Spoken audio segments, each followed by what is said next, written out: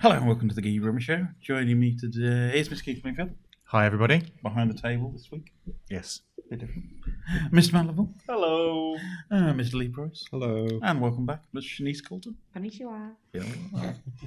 Coming up on today's show, we'll be talking all things Christmassy in our Christmas gift guide, and we'll be picking our 3 favourite things of the year. But we'll be back shortly.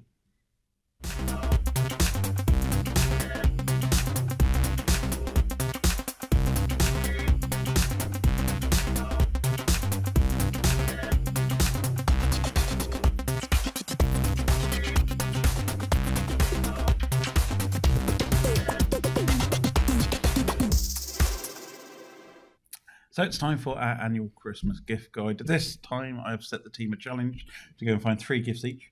One for the value of under £20, one for under the value of £100, and one for money no object. So we'll start off with the under £20 stuff. Perfect stocking fillers. Keith, you can go first. Yeah. Okay. So I'm just going to go true to form, and my first selection is going to be a graphic novel. Good man. It's only recently come out, and it's called "It's Lonely at the Centre of the Earth." It's by a relatively new artist on the scene called Zoe Thorogood.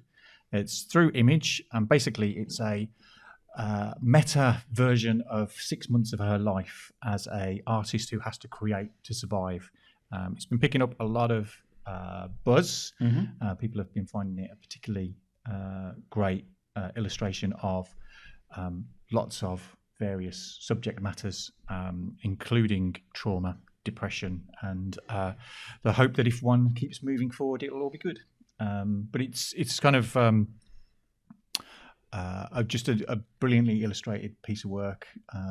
So he's had a few things, most recently in the Image 30th anniversary anthology as well. So you should be able to pick it up for about a tenner. Image price their books Image quite well. Really fantastic stuff at the minute as well. Yeah, it's good because it's not all like capes and pants. So it's quite good to have interesting new books. And it kind of reminds me in a way about the kind of work that Rachel Smith, friend of the show, has been doing with that kind of like semi-autobiographical comics. Isabel and Blodwin is just out now. It's just out, yeah. So go and check her website out. Yeah. And we'll put the link somewhere down. Yeah. So I thoroughly recommend that people go buy it for themselves, buy it for other people. So it's Zoe Thorogood's It's Lonely at the Centre of the Earth. Awesome. I'll check that out. Leigh, how about yourself? Okay, so gaming stuff for under 20 quid is next to impossible to find. However, I did find something kind of fun as a gift. I actually found it on Games website. It's about 15 quid at least at the time of looking, and it's a Banjo-Kazooie cable guy. So it is basically like it's a Banjo-Kazooie controller holder. So he's like holding his hands out, and you put the controller in it. And as someone who has the Sonic version of this and enjoys the fact that I can just put my controller on it and it's on display, I think it's just a really cool thing. It's also just a really good statue of Banjo-Kazooie. Can it hold other things? It could Is it a multi-purpose holder? What are you asking, Ryan? Not those kind of things. I'm Nothing thinking more disappointing. more remote controls. Yeah. Or glasses. Yeah, or... it's basically you are just sitting the controller on it. It's just sort of put it on display. So yes, you could put a remote control on it, or whatever you want to put on it. I'm not judging. I'm just No, cool, awesome, thank you. Matt, how about yourself? Mine's a little bit cheap because if you add it up, it's £24 over the year. But it's a subscription to Independent Birmingham, which used to be a card, but now it's an app. And it gives you loads of discounts and freebies in over 100 independent restaurants, coffee shops, and all sorts around Birmingham. Awesome. So It's could you geeky just say because it's an app. Geeky is that. But also, if you're a coffee geek or a food geek, there's lots you can go for. And plus, with everything going on, it's kind of helps you still enjoy things while on the budget, but it also helps support local. So Awesome. Any standout venues? Oh, now you're testing me. For me, one of my locals called The Wolf in Jewellery Quarter, and they do really good craft beers, but also they do exceptional pies. On their own as well, which is brilliant. They should put that on their website. Exceptional pies. Exceptional pies. And Scotch eggs and random things like that. So yeah, that's what I'd say. Awesome. Thank you. Shanice, how about yourself? Cool. Mine's not as awesome, and you don't actually benefit from it anyway, apart from getting a right little chuckle out of it.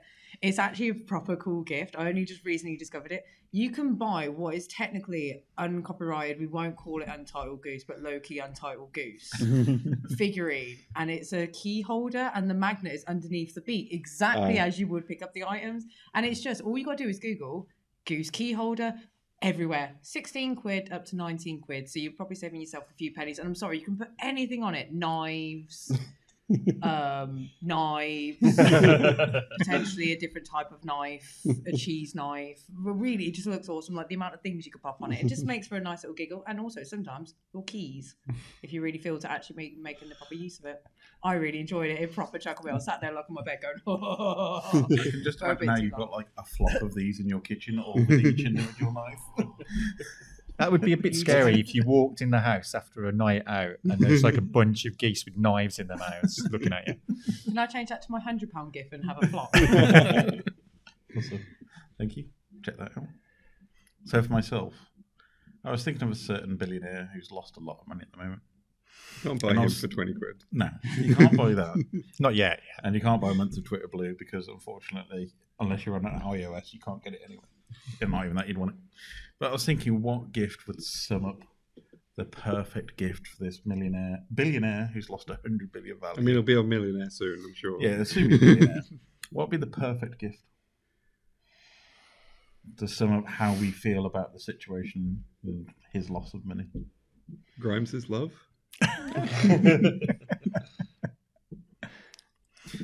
So it's from our friends at Tiny Circuits. So we reviewed the Thummy earlier this year. So what tiny objects do you think I would attribute to this billionaire? I'm not saying. Let's see where it's going. Be too small to hold in your little corner. It is a tiny violin from Tiny Circuits. It is about this big. And it has 9 capacitive touch sensors, 10 preloaded Nokia-style ringtones, and it's based on like the same tiny circuit that's in the Thummy and the Tiny TV. But it is like the world's smallest little violin, and it is playable. Awesome. So it's got like 4 strings and like 9 little touch pads, so you can like play this tiny little violin to your heart's content.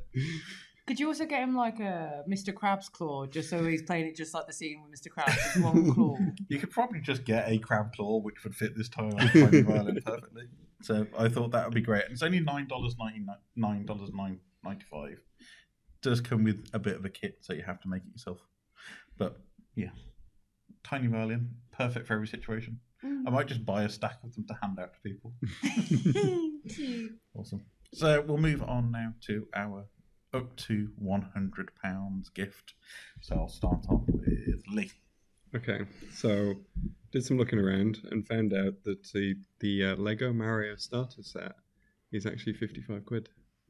So that feels like a really good, solid gift, especially because it's something that in future you can just build on it. Obviously, if you want to buy more than one set, you're getting into well over 100. It doesn't have Chris Pratt's voice on it? It doesn't have Chris Pratt's voice. It has the actual voice of Mario on the electronic Mario that's in there. So you can basically just make a simple level with all that, and it's only 55 quid, which is surprising for Lego. Mm-hmm. See, with that kit, you could probably redub the entire Super Mario movie and just take Chris Pratt's dialogue out and just use the pre-recorded sound effects from Mario. You could recreate that whole trailer. Yeah, I might just like, if I ever win like the lottery, I'm just gonna go on Cameo and hire Charles Martinet to read every single line out and just replace the dialogue. Do it, fix it, Ryan, fix it. She'll fix it for everyone. It is absurd that he's the one thing in that trailer that doesn't seem to work. Yeah, everything else seems fine. It's just him. Yeah, and there's nothing wrong with him. He's a lovely little soul that's gone from chubby to skinny. It's calm. He's cool, but. He's not Mario. Yeah. He's not Mario. He's not this lovable little like He's also just phoning it his performance as well. Yeah. Like there's nothing to it. But he also said he took Months. months to refine his Mario voice. It's like it's just Chris Pratt. How bad was it before? It's just like a full-on New York style. Hey, I'm walking here. It's It's like the- Bob Hoskins Mario. Maybe he watched the Bob Hoskins Mario movie and assumed that was the accent he was supposed to go for, and he completely missed it. It's actually no, it's Mario, not Bob Hoskins Mario. What you mean? Like it's a game. Yeah. Ah.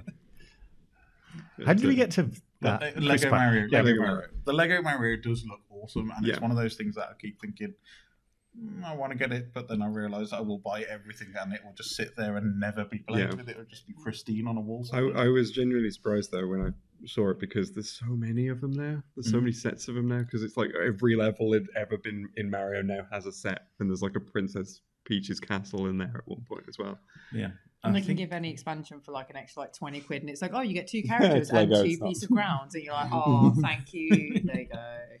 But there is a Lego shop in the Bullring if you are local to Mhm. Birmingham. And I think they've got pretty much the entire range the last time I popped in. They've got the Sonic Green Hill in there, like the first level of the spin, and I just Okay. think, I think that's really cute.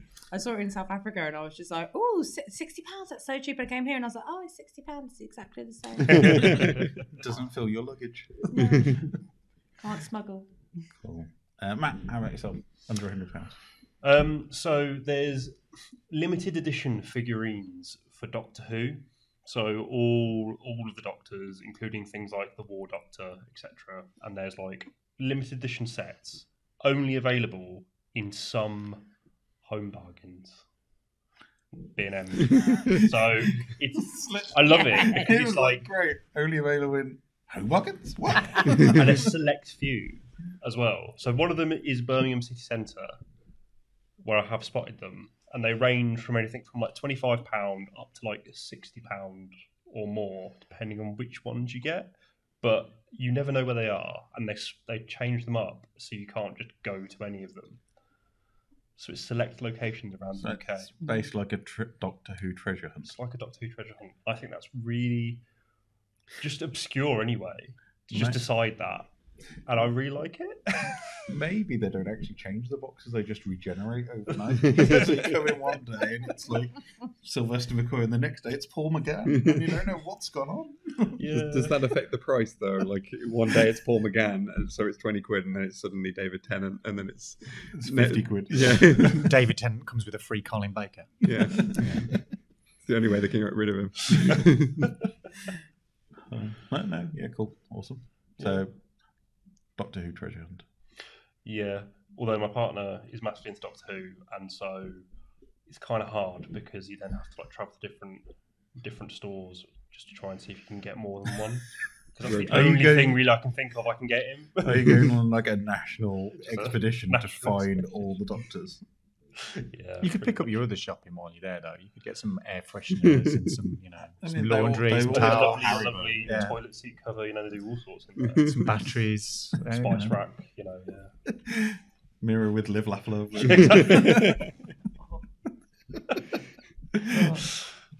Shanice, how about yourself? I don't know, I'm cringing. My £100. Yes. Yes. Okay. So I suggest buying 2 copies of a game called Everdell because it only costs 40 quid, so you can afford 2 of them. So there's logic there. That's fine. Everdell is a perfect worker placement board game in which you moving critters and building constructions of your small city, and it's basically just points accumulation at the end of the game. But the overall game is you work within season and you move from season to season in your own time. Whether the other player that you're competing against, whether they decide to stay within their season and carry on building, that's up to them. But you're restricted by the use of, not materials, what's it called again? Where you forage stuff and you get the bits and the bobs. And you're like, oh, I've got my materials. Resources, thank you. You can only do so much. So, you could say in the first thing, but you're going to run out of resources. The cards, but the thing is, it's a very heavy reading game. Like, every single card has, a 4-line description of what, the card will do for you in the game. So you have to constantly keep an eye on yourself and your city. But it's just stunning. You just go through and, there's a lot of card comparison. So it's completely random whether your cards are going to synchronize during the game. Sometimes you could be like, I'm going to build the post office with the shopkeeper and then build up an inn and then get the mines going, and you're like, cool, well that's really useful, but you also need these animals for it, and it's based on your luck of where you think you're going to get something. But it's stunning. The illustrations are wonderful, magical, not too cheesy, just nice and elegant. There's an actual 3-dimensional tree at the end that you will have your extra tasks that you can have on your special events that you have on it. And it also shows you the point of season that you're in. It's fantastic. Buy 2 copies, enjoy it twice, simultaneously play the game. Buy one, give one to a friend. No, just keep both. Steal all the resource cards and just occasionally deal them into your hand. Yeah, it's cool. But yeah, definitely. A game called Everdell. I can't remember the name of the publishers, but you're looking at around 40 quid. So Awesome. It's decent. Brilliant, thank you. Keith, how about yourself? For me, Yes. right, because I'm such a cliche, Yes. and because I bought it myself, and Is I it think a comic everybody else should. It's not a comic book. It's It's a collection of comic books. it's the 2000 AD. You've started putting out what they call their Apex editions. So a while back they did one of Brian Bolland's So a graphic novel. work. It's more than that. So what it is, it's the Mike McMahon's Judge Dredd Apex edition, which basically gathers together all of or a vast majority of Mike McMahon's original artwork in its original size. So this book is huge, it's massive, and it's scans of the original art. So when these were published in kind of 1977 to kind of 81-ish, the quality of the printing wasn't brilliant, so it was newsprint. So this is an opportunity to see all of the detail and brushwork that has gone into these crazy pieces of art. So they've been collated by collectors from across the globe. So you can see where it's been pasted up, whited out. Some of the lettering's been transferred onto it and stuff. And you can just see how Mike's art developed over time. So from his very early dreads, kind of when he took over from Carlos to do that, and through to kind of much later stuff. So there's things in there from like the day that Lord died, Judge Child, and it's just incredible to just see Mike's art develop. And there's some colour pages in there as well. So this is purely just his dread work. They are going to be working on a second volume, which will be his Slain and other stories. But for 80 quid, this is a standard edition. For 150, you can get a slipcase and signed book plate, but they go very quickly. So you've probably got a chance of getting this one now, but don't sleep on it if you were going to get it, because the Bolland one went out of stock very quickly and then was pretty much impossible to get. And it's one of those kind of things you'll see on eBay in 3 years' time and cry because it's like more than a small child. They did release a few of the Bolland ones earlier in the year. I tried to get hold of, but I couldn't get them. But I did find an eBay person who sold me one for a very good price. But this Mike McMahon one is still available through the 2000 AD web shop. The slipcase version is exclusive to the web shop, but you can pick it up for about 80 quid. And if you have any interest in how comics are created, particularly British comics of the late 70s, this is a way to just see how all of that was put down on paper by some of the best artists in the business. Awesome. That sounds like a lovely collection. That's cool. It's massive. It's kind of about that big. It's huge. It's really great. Nice. Probably can put that on Leigh's controller holder. I think it might tip over a little bit. It's okay. Awesome. Yeah, check that out. Right. So for me, I'm cheating slightly because I'm going to go refurbished. But it is from a fancy computer exchange. But it is the Roku Stream Bar. Oh. So if you've not heard of Roku, they do Roku Stream Players. So 90% of the Now TV boxes in existence, I think, are actually Roku boxes, just hard locked to them.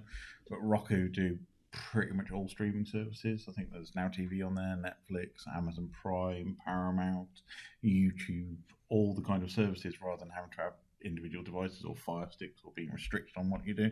But the Roku Stream Bar is that plus a sound bar built in together.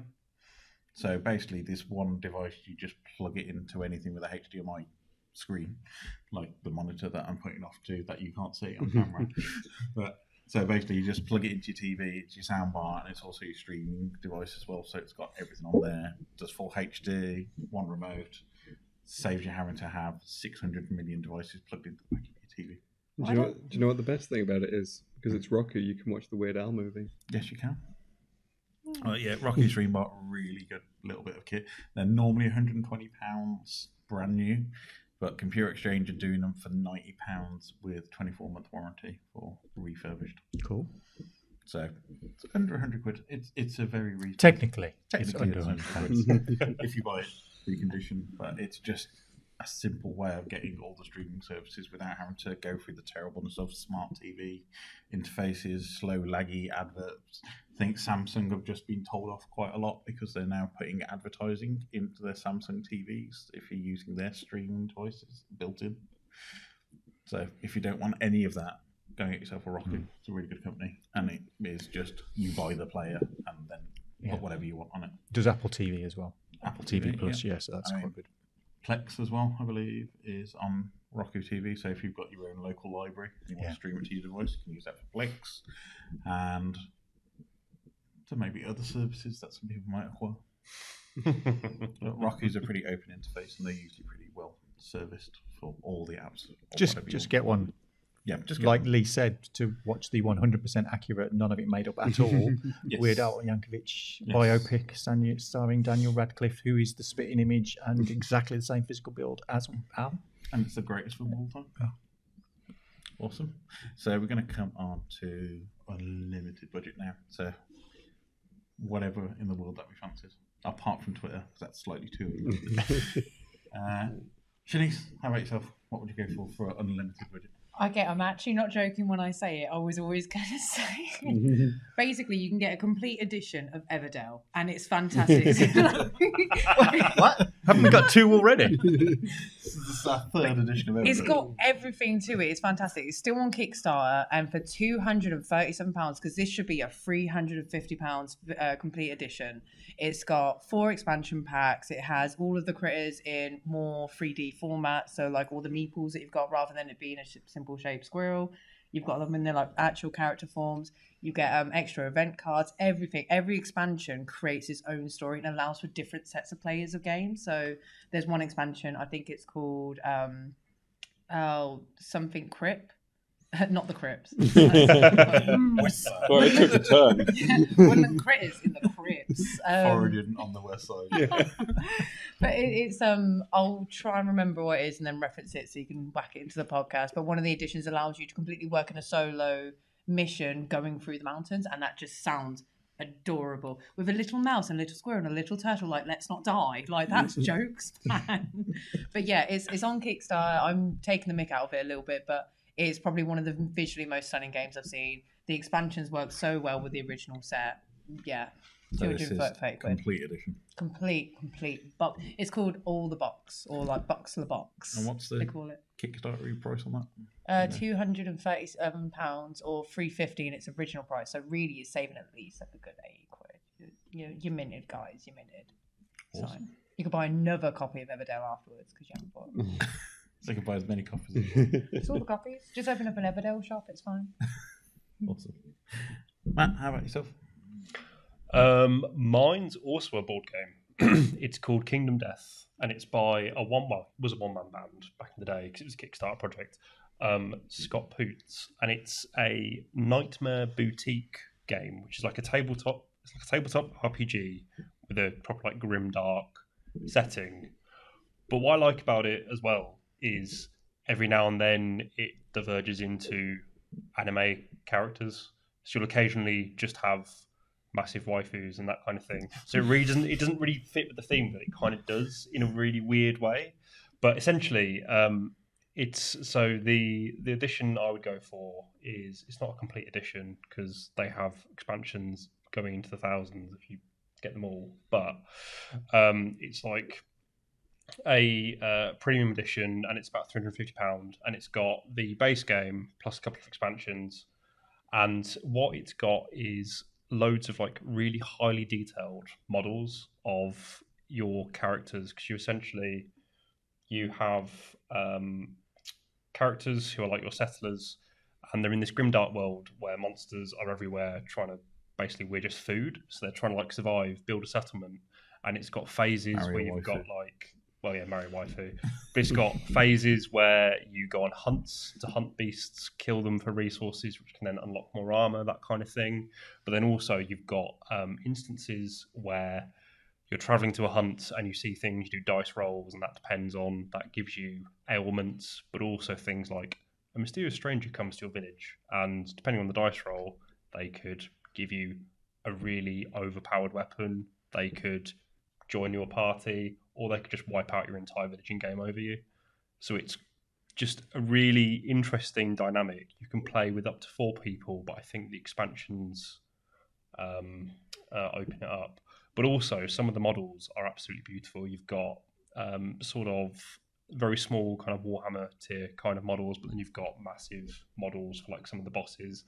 One of them's a huge spider, but made out of like human faces, and it's just the detail is pretty awesome. So it's got that kind of, you've got the gameplay, but then you've also got the collector side and the hobbyist side, so it's quite all-rounded. And the lore in general, minus the waifus, is quite awesome. Like, it's quite original. So the usual Grimdank Warhammer 40k rip-off. No, it's kind of more dark fantasy than that. Yeah, it's more dark fantasy, like old gods kind of vibe to it. But you can get it from kingdomdeath.com, and you can buy the board game. One of my friends, he's collected it from the beginning. I think he spent well over £1,000 on it. So it's a proper hobby for him, but still. Awesome. Thank you. That sounds cool. Like the spider monster with the faces. Like, how graphic is that? We all got an image in our head. Yeah. However disturbing it was, that sits with us tonight. Yeah, some of the monsters you're there being like, oh my god, that's really grim.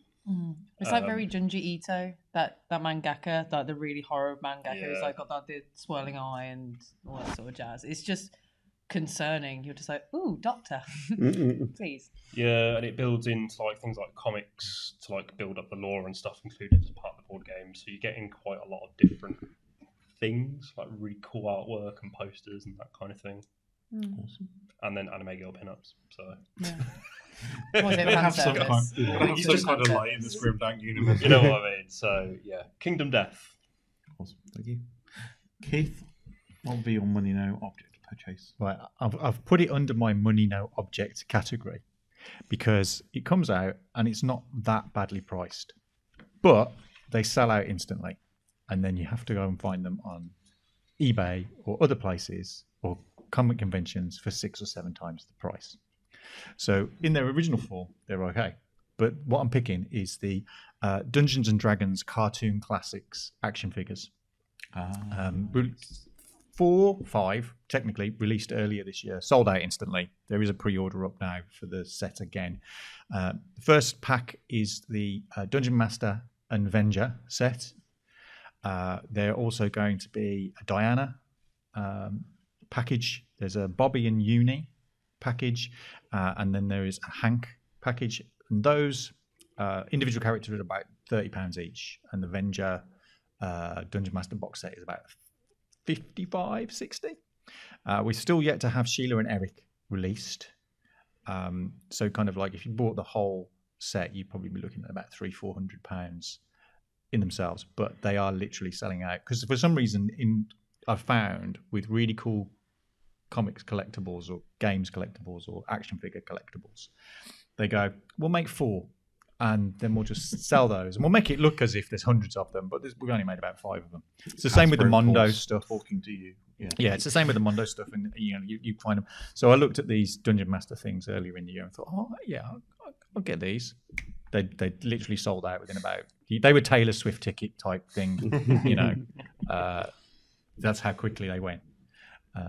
Crashed several sites. There was a whole thing on Twitter, I believe. I think it was just me complaining. But yeah, so people went on the site.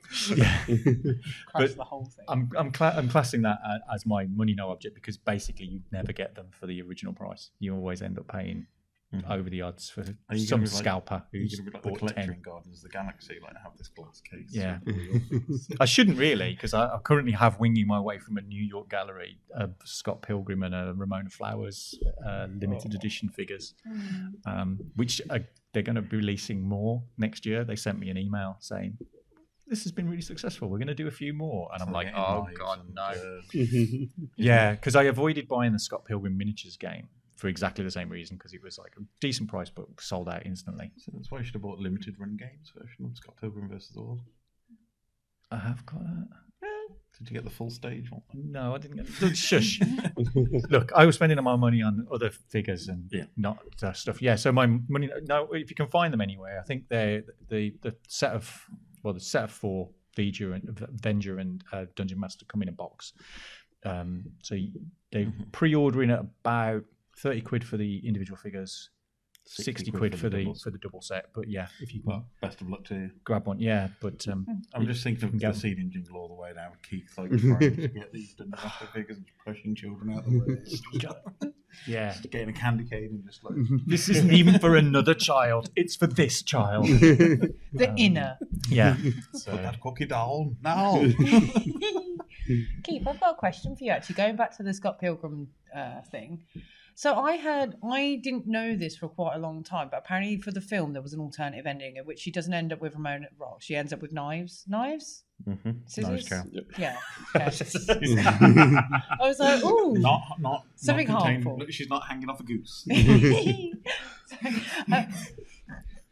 There's like an alternative ending where she actually says like, oh no, you need to be with her, like that's how it should be. Does that have any connection towards the comics at all? Or is that just some random nonsense that they put in? Basically, the end of the film is just random nonsense anyway, because when they started making the film, Brian Lee O'Malley hadn't actually finished the comic, Oh, like with so every it hadn't anime got series. an ending per se when they started making it. So he kind of I think he published the 6th volume pretty much when the film was in post-production, so that there wasn't really an official ending. It's a bit like Naruto Shippuden. Yeah, a bit like Game of Thrones or whatever it is. George R.R. Martin can't be bothered to write the last volume. I shall substitute your reality with my own. Yeah. So would you say the comics have a better ending than what that film does then? Because I don't know whether the comics are complete. I don't know how much of it actually follows alongside the film. I've watched the film. I think they both work in their own way, really. The comic it's not massively dissimilar, but I think they both work in their own way. They kind of condense a lot of the comic into the film. Yeah. There's a lot more of Scott kind of learning and growing in the comic, I think. Yeah. Ah. Yeah.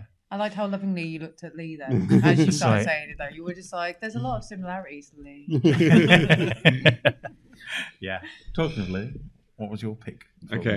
Money no object. Okay, so for this, I thought it'd be good to kind of quickly go over the current consoles, the current state of where they're So you all. purchase all 3 of them. So if you want to purchase all 3, but it's sort of like a gift guide if someone's got someone in their family who would like a console and they don't really know anything about what's on the market and stuff. So first of all, you've got the Nintendo Switch, 250 quid roughly.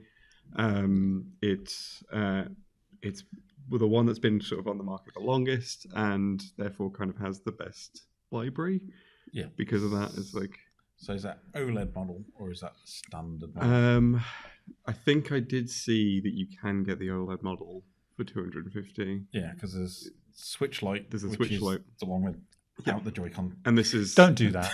The one that hasn't Just got like, but this is kind of what I wanted to get across is that obviously you do have the different models. So you've got the OLED model, which is basically the one that will plug into your TV, but it also has a fancy screen of its own for the handheld mode. And you've got the Switch Lite, which is a little bit cheaper, and that one is just handheld. It doesn't actually have you can't plug it into your TV. So obviously that's a consideration you need to think of. They will take the same games and that sort of thing. Mm-hmm. Obviously there's a vast library of first-party games at this point. Nintendo are pretty much releasing something new every couple of months at least. Sometimes it's something like Kirby's Dream Buffet, which no one cared about. Sometimes it's a Xenoblade 3 or a Splatoon 3 or a Breath of the Wild. But sometimes it's a broken game like Pokemon Violet. It was- or yeah. Pokemon Scarlet. sometimes that happens, yeah. But yeah, it's about sort of 250 for the sort of base model, and then for the Switch Lite, which is handheld only, you're sort of, I think you're maybe looking at 150, 200. Just something no like one that. should own a light. You just don't need to own Yeah. a light. And I think Anger. It's like, Just ooh. mentally, it's like the old. Remember the 2DS slab they released? Oh, God. for kids, Yeah. which was just like. It's like this is not fitting in anyone's pocket. Or bag. no. It's like I don't want a slab Yeah. 2DS. Do you want them to get bullied? Buy them that. Yeah. I mean, Get them that's a the real tool for them to DS. defend themselves with. That's why he's buying Whack somebody around. It's a shield. They're building a fortress with them. But in addition to obviously the the model itself, it might also be worth looking at the Switch Online subscription, particularly if it's the person you're buying for is looking to play online games like Splatoon or something like that, which is about 20 quid a year, I think. Yeah. I mean, the eStore is mostly shovelware, but there are some good indie gems on there as well, so you don't just have to buy cartridge games. There are some decent picks on there. Definitely, although I would say that if you're buying this for a child, do not let them look at it, because there are definitely some hentai games that are bubbling up to the top of the shop, which are weirdly not age restricted. I think Nintendo need to be doing something about that. No, they don't. Not my friends. So then, in addition to that, you've also got the PS5, which is about 450, 500 at this point. I think on the 4.3 design, it looks like it's still like the monolith. From I think when they release their new models, I know one new model that they released just had like a different screw in the bottom or something like that. That's literally the only difference. So you don't need to worry about that. The only sort of difference between models that you need to worry about is you either got the disc edition or the digital edition, which doesn't have a disc drive. Buy the disc edition. Yes. Always buy the disc edition. So especially if you're buying this for a relative and you want to buy some games with it, you probably want to get the disc edition so you can have the physical games, because if you buy the digital edition and a game, and a game, they can't put it in there and they can't play it, so it's not very good. But that's sort of about $450, and again, there's a subscription service for the online stuff, which is the PlayStation Plus subscription. It's got 3 tiers. I would say, honestly, you only need the base tier at the moment. You'll get like the 3 games a month with that, and you'll get like I think it's 20 PlayStation 4 games library that's just always there. The other higher tiers with the additional library games that you've got, it isn't really worth it right now. I have the higher tier one, but I have it for specific reasons. For recording things and downloading them off the service is much easier. But there's not a lot of stuff on there. I think over time we could see something better, but it's going to take time. But if you're looking to that subscription, it's better to get the base one. I can't remember off the top of my head how much that is, despite the fact that I pay for it. And then you've also got the Xbox, which is probably the most confusing with different models, because you've got the Series X and you've got the Series S. So the Series S is basically sort of like the budget model. It doesn't take discs, and I can't remember how much either of them are. So the Series S, because I keep looking at it, I'm like, ooh, I think it's running around about 190 quid at the moment, which is a fantastic deal. Yeah. If you use Game Pass. So if you've got Game Pass Ultimate, which I have for my PC, it's kind of a no-brainer, isn't it? It's a really cheap way of getting a second console if I wasn't able to use my PC and lounge. And comparatively, I think the Series X is somewhere between 400 or 500 when I looked at it. So, it's but obviously the difference between that, Series X has the disk drive. It's got some slightly more power, a lot more storage. Does ray tracing? Yeah, I think it does 4K 60, whereas the Series S can push 4K, but it's recommended more at a 1080p kind of angle. It just doesn't do 120 frames per second. So I've got an S and it does 4K. It's 60. It's fine. Yeah. And then obviously, as you've mentioned, Game Pass. If you're getting an Xbox for someone, you need to get them Game Pass. Yeah. It is a great service that is worth it. You can usually get some pretty good deals on it. Sometimes Xbox have their £1 for the first month deal, which is always pretty great. So it's always worth shopping around for that, because there's always some good deals on that one. So that's sort of a general sort of summary of what's out there. And I'm going to add an extra console to your collection of consoles. Is it the Steam Deck? It is the Steam Deck. Yes, I did mean to look into this, but I didn't actually get the details in time. So is that the new handheld one? Yes. So this is from the lovely people at Valve, and they're actually supporting this one, unlike their previous creations. But there are 3 levels. So I think there's a 128 gig model, a 256, and a 512 gig model. They are now in general stock. Okay. So unlike me, who was an idiot and pre-ordered last year, then waited 9 months for his shiny Steam Deck to arrive, they are actually now available, and they are for what you get as a handhold. It is a very good value, because they're making a significant loss, mainly because they just want you to get into the Valve Steam Deck ecosystem. But they pretty much are a miniature PC in your hands, and there are some fantastic. The Steam library is improving every day. There's constant games that they're going back to old games, refreshing them, making sure they're compatible, fixing control systems and everything like that. So the three models are, the basic one is a 64 gig model, which is 349. Do not get that one. Yeah, It's no, you're going to run out of room. of eMMC, which is basically half a Call of Duty. Yeah. So do not bother with that one. There is SD card expansion on it, but eMMC is slow as hell, and you'll hate every single moment that you are using that one. The recommended one, I would say, is the 256 gig model, which can get a couple of decent games on, quite a lot of indie game titles. It is the best indie game console out there. So if you want to use it as a kind of indie game console or as a kind of retro emulator console, best thing in the world to pick up.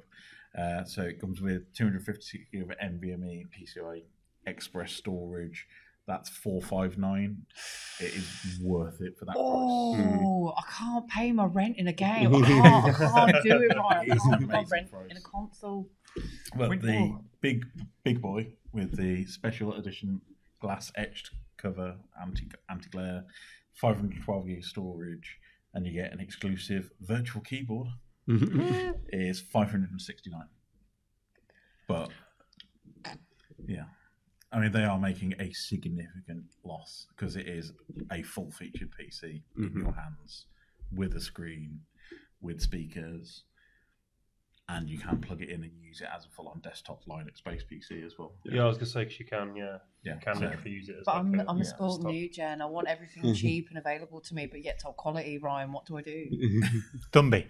So One of those. I will. the 256 The one question and I do you have, it, it's still only available through Valve. Yes, isn't it? Yes, currently. Yeah, that's what or I thought. Computer Exchange if you're that desperate. Yeah. Don't go to Computer Exchange to buy a Steam Deck. Get it from Valve. I mean, it's a Zen 2 based PC, so it's kind of equivalent to pretty much a £700-800 PC with internal graphics. You will not get a PC cheaper. I've heard nothing but good things about the Steam Deck. So the control system's amazing. The touchpads are great. The thumbsticks are great. I think there's lots of different covers you can get out there. I picked up a Steam Deck dock for mine for like £30 off Amazon, which is a second party one. But that has got Ethernet, USB, HDMI built in because it all just runs off the USB-C port. It is just plug in, drop in, and then you can use any screen you want and use. I think they can take any Bluetooth controller. So if you've already got a Switch and you're using a Switch Pro controller, you've got an Xbox, even back to the 360 controllers, I think are compatible as long as it's wired, or any PlayStation 2 controller onwards. Yeah, because I believe that the Valve have included functionality for the PlayStation 4 controller at least, maybe the 5, I think. Even if you've got a very dusty Steam controller on your shelf somewhere, I think it works. Even this little Stadia controller, I think there's possibly an open firmware hack coming very soon. Okay. I was going to say, So at the moment, probably you not. can use it plugged in because it works fine on a USB-C cable. So you can get a USB-C to C cable and plug that in. You just can't use it wirelessly. But who uses wired controllers nowadays? Who sits that far away from their TV that they need wireless? I sit a long way away from my I TV. use wired controllers. Both wrong. But my actual unlimited budget one, because I was very careful to said money no object. Sorry, I need to get it up. So it doesn't cost any money. No, money no object. It is the terrible. Matt will also want one of these because he's a PC gamer. That terrible Scorpion PC gaming chair that all YouTube channels have at the minute. Yeah. It is from Imperator Works, based in Las Vegas, the IWSK workstation chair. So, you know, like the people in Wall-E who like sit in the big fat block chairs? This is one of those, but it looks like a Scorpion and it has support for 3 monitors. I think So I've seen basically, this, yes. you go in that chair, it's classed as a zero gravity chair. It has RGB lighting, of course. It looks like a Scorpion. It is basically a cockpit for you to like relive your entire gaming fantasies in there. And like the monitors like come down as well. So it's kind of like... So it's like that geezer at the end of Ready Player One. So if you were like playing something like Elite Dangerous or what's that terrible space game that everybody keeps buying on Dead pre-order? Space? Star Citizen. Citizen. Star Citizen, the one that's still going. So if you have enough money to blow on Star Citizen, you will want this chair to play it in. I love that Star Citizen is in eternal limbo. It's like it's Yes. out, but it's not really out. But it looks like a giant scorpion, and it's super comfy, and it reclines up to 128 degrees. It's got everything you could possibly want in there. It has cup holders, Of course it does. Smashing. of course. There's a side cabinet under the armrest. There is space at the back of the chair to put your PC on. And the capacity is apparently up to 125 kilograms and up to 6'5". So I'm assuming it's great. So you could get 2 people on there. No, you can get me on there. So you can either have an ultra-wide 49-inch monitor or 3 triple monitors around you, so you can feel my like a God. full immersion. See, I want you And to then you can tell use me. a wired controller. Then, I 'cause want, it's you, not that far I away. want you to tell me how much this is going to set me back, So it's in dollars, which is I would- basically less than pounds. It's on sale at the minute, and it has $500 off. In fact, it's got $500 off. I don't even want to know the price. Shanice, stop googling. No. We're gonna have a guessing game. I said I was money, doing- no objects. on I this was one. doing dollar to sterling in converter if Yeah. it helps. I wasn't going to do it. Have a guess, Matt. $3,500. Not a bad guess. Mm. Leigh, I was thinking 3,000. Shanice, 6.5K. too far. Oh. Keith. $429.99. So it was originally $419.99. So Okay, so- $419.99. 4,000 something. $4,200 originally. It's now on a bargain price, $3,800. It's available in black or white, and it can have 110 volts or proper European 220 volts. So it's compatible for So the you UK. can literally electrocute yourself in it as well. Yeah. I'm sorry, I feel like most of Birmingham could afford that. If people are out here parking, getting traffic tickets because they don't care about paying for the parking, I'm sure they can afford a free But car. most importantly, it's got RGB. Yeah, I'd buy one, then retrofit it so it had wheels, and then drive it around as well. And because nobody's going to. But keep come on. That'd be just in the centre of your living room. We don't need anything else. That is just nuts. You basically are. I mean, I can see this. Hopefully, I'll put it up on the here screen. now. You can see. That's a super villain. That's a super villain's chair. Yeah. That's why it costs Yeah, that much. that's insane. It's a perfect mix of Wall-E and Alien Yes. somehow. The only way they could make that better is if the legs actually articulated and moved around the house with you in it. Boston Dynamics. I Yes. need to get onto that. Yeah. Yeah. Well, I think like many things, I'm there being like, I would spend that much money and then still be incredibly Naughty. duty. Yeah. So I'd just be like, Oh, and that crippling loneliness as well. That still crippling doesn't. loneliness. No. Yeah, It yeah. still stays there. Can't buy that out. We all know we'd buy that and play Tetris. Or maybe Space Cadet Because Pinball. it's the only thing you could afford on it 'cause it was free. Actually, Tetris Effect probably would be pretty good in that because it's all fancy and I could find Go a on. few other things that I could spend £3,500 on. But it doesn't look like a scorpion key. That's fine. Can you rent out The Rock to dress up as the Scorpion King and have a better time? I think it'd be about $3,000 for about 20 minutes. I reckon, yeah. But he'd have to be really smoothly made up as well, so he looks kind of slightly not Like real. the terrible CGI like model the terrible CGI model. made out like putty. That's probably what he PS1 does look Rock. like in real life. Well, if you'd like to tell The Rock that yourself, Shanice, So, as I said, we'll link all the items we've discussed about in this segment in our chat group. yeah, and anybody who would buy all of them and can prove it, we'd like to meet you. Please buy me the Scorpion chair if you've got that much spare cash. I'll just host the show from there. We'll just tag them and hope they sponsor us. Awesome. See you shortly.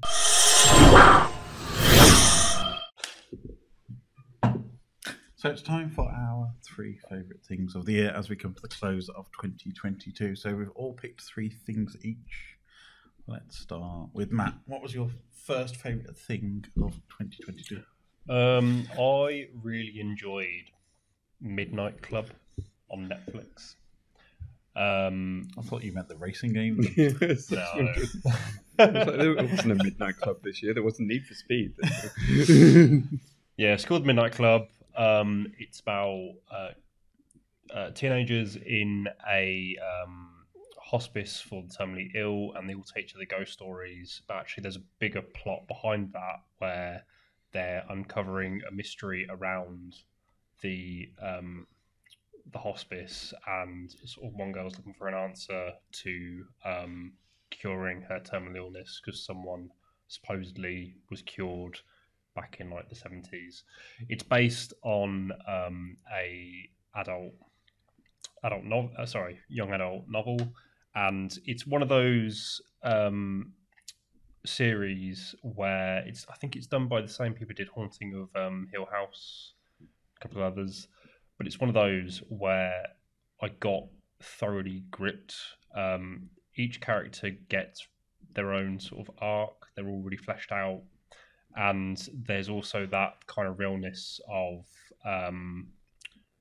because these kids have terminal illnesses, you're not going to see all the characters sort of survive, and it's them also dealing with it. It's got elements that I wanted Stranger Things to have but didn't go so far with. But also it's got some really sort of like light-hearted moments, some good scares, and then there's one episode in particular, I think it's like episode 7 or episode 8, which has a really poignant theme. It deals with depression and mental illness, and it's actually done in such a good way. But also it broke the record for, I think the first episode had like the most number of jump scares in cinematic history in one scene. Wasn't it a case of like the director hates jump scares, so he was like, I'm going to get them all out the way in the first episode and then never use them again. Yeah, because basically all the kids meet after midnight every single night and tell each other ghost stories, and in one of them they just had jump scares after jump scares, but it was quite good. So Midnight Club, you can watch it on Netflix. Watch it, it's very good. It's about 12 episodes, I think. That's it. It's nice and compact. I don't like it when series feel the need to just carry on and drone into itself. There's something quite beautiful. American Horror Story. Sorry. Yeah, there's very little filler. There's very little filler. Everything is quite poignant, but it's also got the same vibe where stuff is happening in the background. If you rewatch it, you'll notice things. So he does that a lot in the previous series that he's done. Yeah. So awesome. Funky Monkey. Shanice, how about you? What was one of your favourite things of 2022? Oh God, there's too many of the three. One of them, carrying on from talking about series on Netflix, then I'll probably go on to, I'm going to sound so generic and basic cow like this, but Wednesday is phenomenal. And I'm a 30-year-old woman, and I can't stand new TV. So this is one of those, oh my God, they just did a reenacting so well. It's brilliant. It's really well shot. It's endearing, wholesome. But obviously, Wednesday isn't wholesome, but it's done on that right level. Then the first scenes with the piranhas just going into the pool and him losing a testicle. Yeah, okay, that's calm. Not a spoiler first scene, don't worry about it.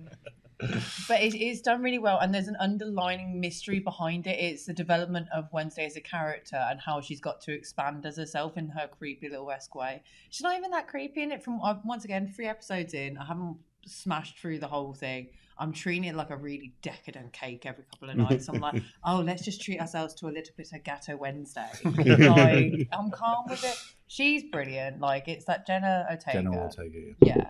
She's sound. Like, yeah, she's a little Disney-esque girl, but I'm sorry, she's got those big-ass doughy eyes, like, yeah, don't do anything about weird stuff. Don't make fan service stuff about me. Like, but you're still going to. I'm sorry, she looks fantastic.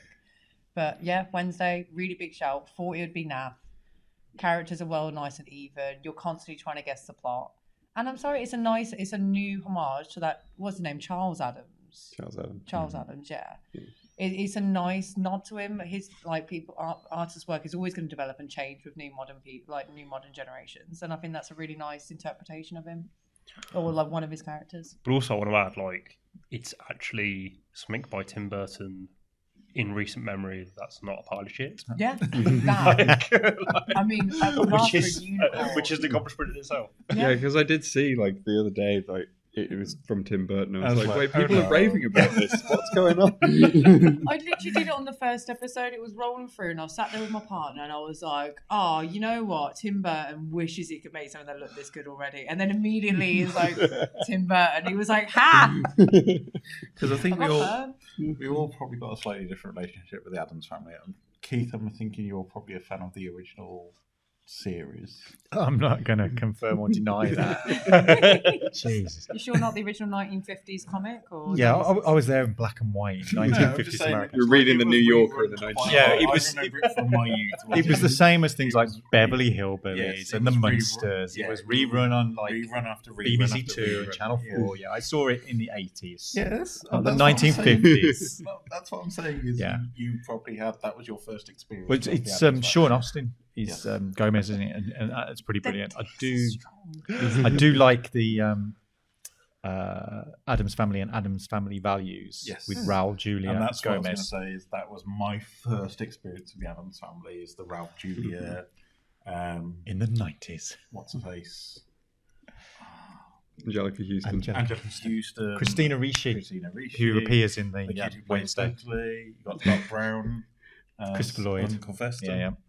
So it's kind of like it's a fantastic cast, and those two movies, because even though Addams Family Values is probably not to the standard of the first one, No. it's still a great fun movie. And it also inspired one of the greatest pinball tables of all time.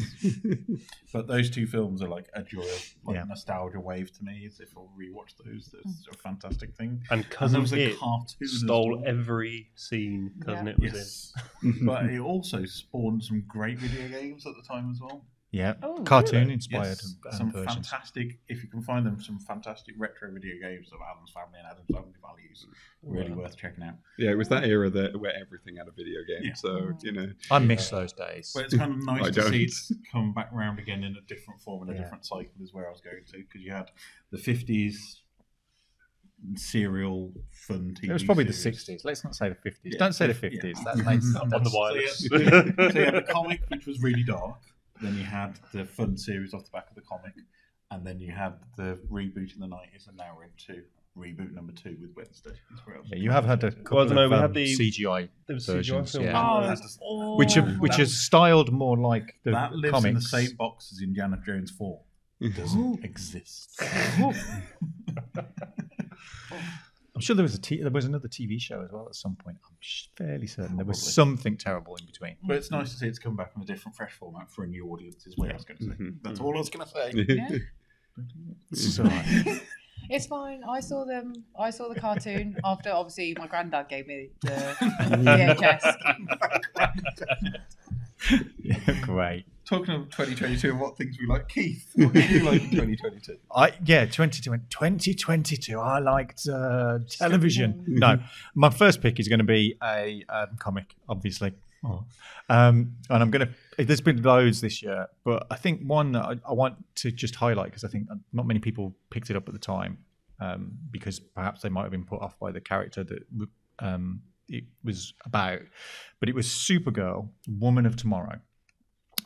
So this is written by Tom King, who is doing phenomenal work at DC at the moment by writing short 12-issue kind of redefinitions of older characters. So he's done it already with Mr. Miracle. He's recently done it with Adam Strange as well. He's got one coming up shortly, which I think he's touching on Dr. Fate.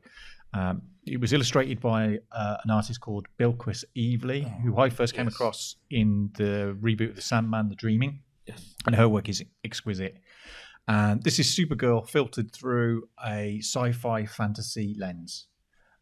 So the artwork is very European. It's kind of a little bit kind of Charles Vesey. It's got that kind of Sandman, 12th Night vibe about it. And it's basically kind of exploring how Kara needs to kind of redefine herself as a person having lived on Earth and constantly being viewed through the lens of her older cousin.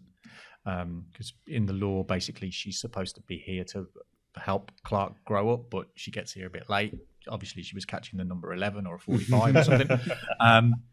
And so kind of she's about to kind of give it all up, Mm-hmm. the kind of whole superhero business. But she encounters an alien girl who desperately needs her help, and off they go on a cosmic adventure, which is just exquisitely illustrated. It's brilliant. Crypto gets a lot to do.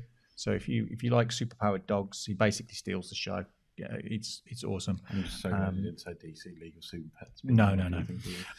But I mean, Tom King writes a great comic. He really is a writer who kind of redefines some of his previous work. I've kind of described as modern Alan Moore, in a sense of how he kind of reboots or redefines how superheroes work in the modern world. Even though Leigh's not a fan of superheroes per se, some of the Tom King stuff really kind of deconstructs all of that and kind of looks at it as if like this was real. But the artwork is the selling point. Mm-hmm. I've forgotten completely who coloured it, which I should really do because the colouring is exquisite as well. But it is like a modern fantasy. So you kind of think of things like Dark Crystal and Labyrinth and the work of Mobius and the Airtight Garage and all that kind of European folklore kind of stuff. Mm-hmm. This is Supergirl. So going back to like Metal Hell So it just looks beautiful, and it's really ornate kind of framings and panel layouts and all the rest of it. It's just an exquisite book. It collects the full the trade paperback you can get now collects all 8 issues. And if you order from some stores, I think it's OK Comics, there was an exclusive book plate, which was where I ordered mine from. So I got a signed book plate by Tom and Belquist, which was lovely, which is kind of cool. So so if you haven't checked it out, it's definitely worth seeking out. Awesome, thank you. Leigh, how about yourself? What was one of your favourite things? It's a shame that Keith talked about the comic because we would have had like an unbroken string of TV shows because I'm actually wearing my first thing. This is The Legend of Vox Machina. It's the Critical Role animated series that came out on Amazon earlier this year. So obviously I'm a big fan of Critical Role, which is the Dungeons and Dragons live play show. A bunch of voice actors all get together. Well, specifically a bunch of nerdy-ass voice actors play Dungeons and Dragons, as Matt Mercer says at the beginning of every episode. And I think it basically they took like one of the arcs from the first campaign of the actual stream and turned it into an animated series, 12 episodes long. Did the impressive work of taking 145 hours of content of D&D game and condensing it into 6 hours of cartoon. But it's such a good show. It manages to just take like the essence of what it's trying to do. So it takes a lot of the sort of serious kind of fantasy story that they're trying to tell, but also it keeps a lot of the sort of goofy people, friends playing a game around a table kind of vibes that the show actually normally has. Straight out of the gate, it sort of sets it up with like all these legendary heroes are going up against this dragon, and it's basically just like the characters you see on screen are basically just like Lord of the Rings knockoffs. It's just the party, it's just the fellowship there, and then they all just get instantly wiped out by the dragon in the most violent way possible, and then it cuts to Vox Machina themselves having a bar brawl, and it's like that just instantly sets the tone. And except for Scanlan, who is the bard of the group, who's the only one not part of the bar brawl, and that's because he's upstairs with a prostitute. So the first time we see him on screen, he's completely naked except for a lute, which is covering him. But yeah, it's a really good, just a really good cartoon. It's it keeps that sense of humor. It's got that kind of same sort of animation style as like Castlevania on Netflix. It's that sort of style. Because I kind of looked at that going like, oh, it's Korra. But obviously, what's it called? So the Vox Machina. Legend of Vox Machina. Machina. Oh, very cool. And I just think it's a really good show as well because it's a really good way to sort of convince people to get into Critical Role, because trying to get people to get into it normally is difficult because when you look at like... Do you have 3 months to? It's like 145 hours. It's like each episode. I mean, that's just one arc of the campaign and they're on the third campaign. So each episode's like 4 hours long of the D&D game, and if someone's new to it, that's really daunting. But like saying, I just watched this 12 episode anime on Amazon, it's a much easier prospect, and you get to get the vibe for the characters and everything. Obviously, all the cast is back, playing their actual characters from the campaign. And there's like a star-studded cast on the back of it. You've got David Tennant, you've got Dominic Monaghan turning up and doing voices, and it's just a really good, just a really solid 6 hours of entertainment. I feel bad. It's been sitting in my Amazon wish list to watch for ages. And I keep thinking I need to sit and watch this, and I always find something else. But I will watch. I'll watch it over the holidays now. I've been meaning to for ages, but yeah. And it's got 2 seasons commissioned to come, so they're going to keep doing more. Probably adapting more arcs. Next arc along. Yeah. What about you, Ryan? So I'm also going for a TV series. Keith, you've ruined it. I haven't. Keith broke the duck. Combo breakdown. Look, I'm just going to. I have got a TV show. You should have told me you were doing TV shows first. So I've gone for a 12-episode limited series, 10-episode limited series, Polish-Japanese production on Netflix. The Moomins. Any guesses? No. What part of the Moomins is Polish or Japanese? Well, there's been Polish Moomins and there's been Japanese Moomins, so maybe this was some kind of like retro future mesh of the old school. Give us a hint, Ryan. So it's set in the far future. Oh, it's one of the greatest things that has been on Netflix this year by a country mile. It is Cyberpunk Edge Runners, which is... Oh, I should have thought with Polish. Slightly further ahead as a great video game adaptation than Arcane. Oh, how dare you! If I could slap you across the room. Well, I mean, this is Strong words. This is the debate of the Game Awards this year. Like you've got the best adaptation category, which has both of them in there. Yeah. And all the discussion around it is like, it's either going to be Arcane or it's going to be Edge Runners. Yeah. I hope the Dota anime is just right at the bottom.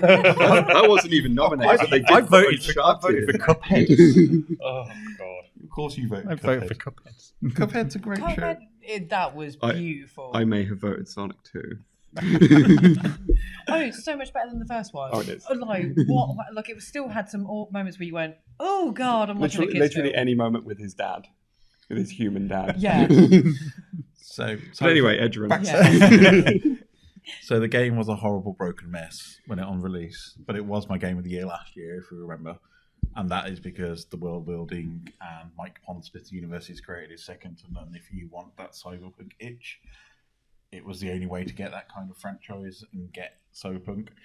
And this is just absolutely fantastic as a series. If you like Night City, if you've even touched Cyberpunk, or whether it be the RPG tabletop game, or any of the comics, or the books, or the board game, or anything like that previously, not even just a video game, it just immerses you in that world. And the story at the centre of it is absolutely fantastic. So it serves as a prequel to the game, so you're not going to spoil the game if you go and watch it. It is 10 episodes of... It's intense. It's R-rated, as you probably guessed. So it's not for kiddies, even though it's a cartoon, but it looks at the gang violence, the cyberpunk, the cyberpsychosis, the addiction of getting parts replaced, all of those things. That's kind of... It goes back to, if you ever watch Ghost in the Shell Standalone Complex, I'd say it's got a very similar kind of vein of what makes a human at the end of the day. Is it just the brain, or is it the body that goes alongside the brain? So it really delves into that of what makes you, you. And that kind of taking parts of yourself away and replacing them with metal, does that affect you as a person to the state of you are no longer there, even though your kind of central brain nervous system is still there? And the idea that they played with, that you can like transfer like a conscience between, like, where have they suggested that? I feel like so that's in Ghost of the Shell Standalone Complex, where there's kind of, but there's like, it really explains the world. It really backfills a lot of stuff more. So it explains about the destruction of the internet and where all that's gone, and kind of where this cyber world replaced all the internet. And it's kind of like there's deep diving, trying to unlock hidden knowledge of what happened in the before times and those kind of things. And it really dives into like how these corporations play off against each other, using patsies, basically like using edge runners as kind of illicit ways of attacking each other rather than going all out war. And yeah, if you like anything cyberpunky, it is just best thing that's come out this year. Anything related to that one. It's such a fantastic cartoon. It's only 10 episodes. They're all about 25 minutes each. It's not going to kill you to watch it. Yeah, it is. If you like anime, go and watch it. I am kind of interested in seeing it. So. Yeah, the cast are absolutely amazing. listen to it in Japanese, listen to it in English, your choice, up to you. Netflix gives you that option. Absolutely fantastic show, and I don't think there's anything that's going to beat it for quite a while in a cyberpunky way. Does it actually lead into the game itself, or is there a gap in between? There's a gap in between, but there's crossover enough, so there's some characters in the game that get involved into the show and vice versa, but without actually like. I don't suppose get my boy Johnny Silverfingers or whatever his name is. No, you don't get Johnny Silver. No, Keanu. No Keanu. Netflix couldn't afford Keanu. But it is just absolutely brilliant. The reception was amazing for it. I think Netflix were like, yeah, if we've got something that people like for the first time in a long time. I mean, no plans for a second season. So I hope it's going to be one of those little golden things like the original Genesis Evangelion, where it stands on its own for decades in the future, and people just like, oh, such a great show, go and watch this. It's going to be on my instant recommend list going forwards.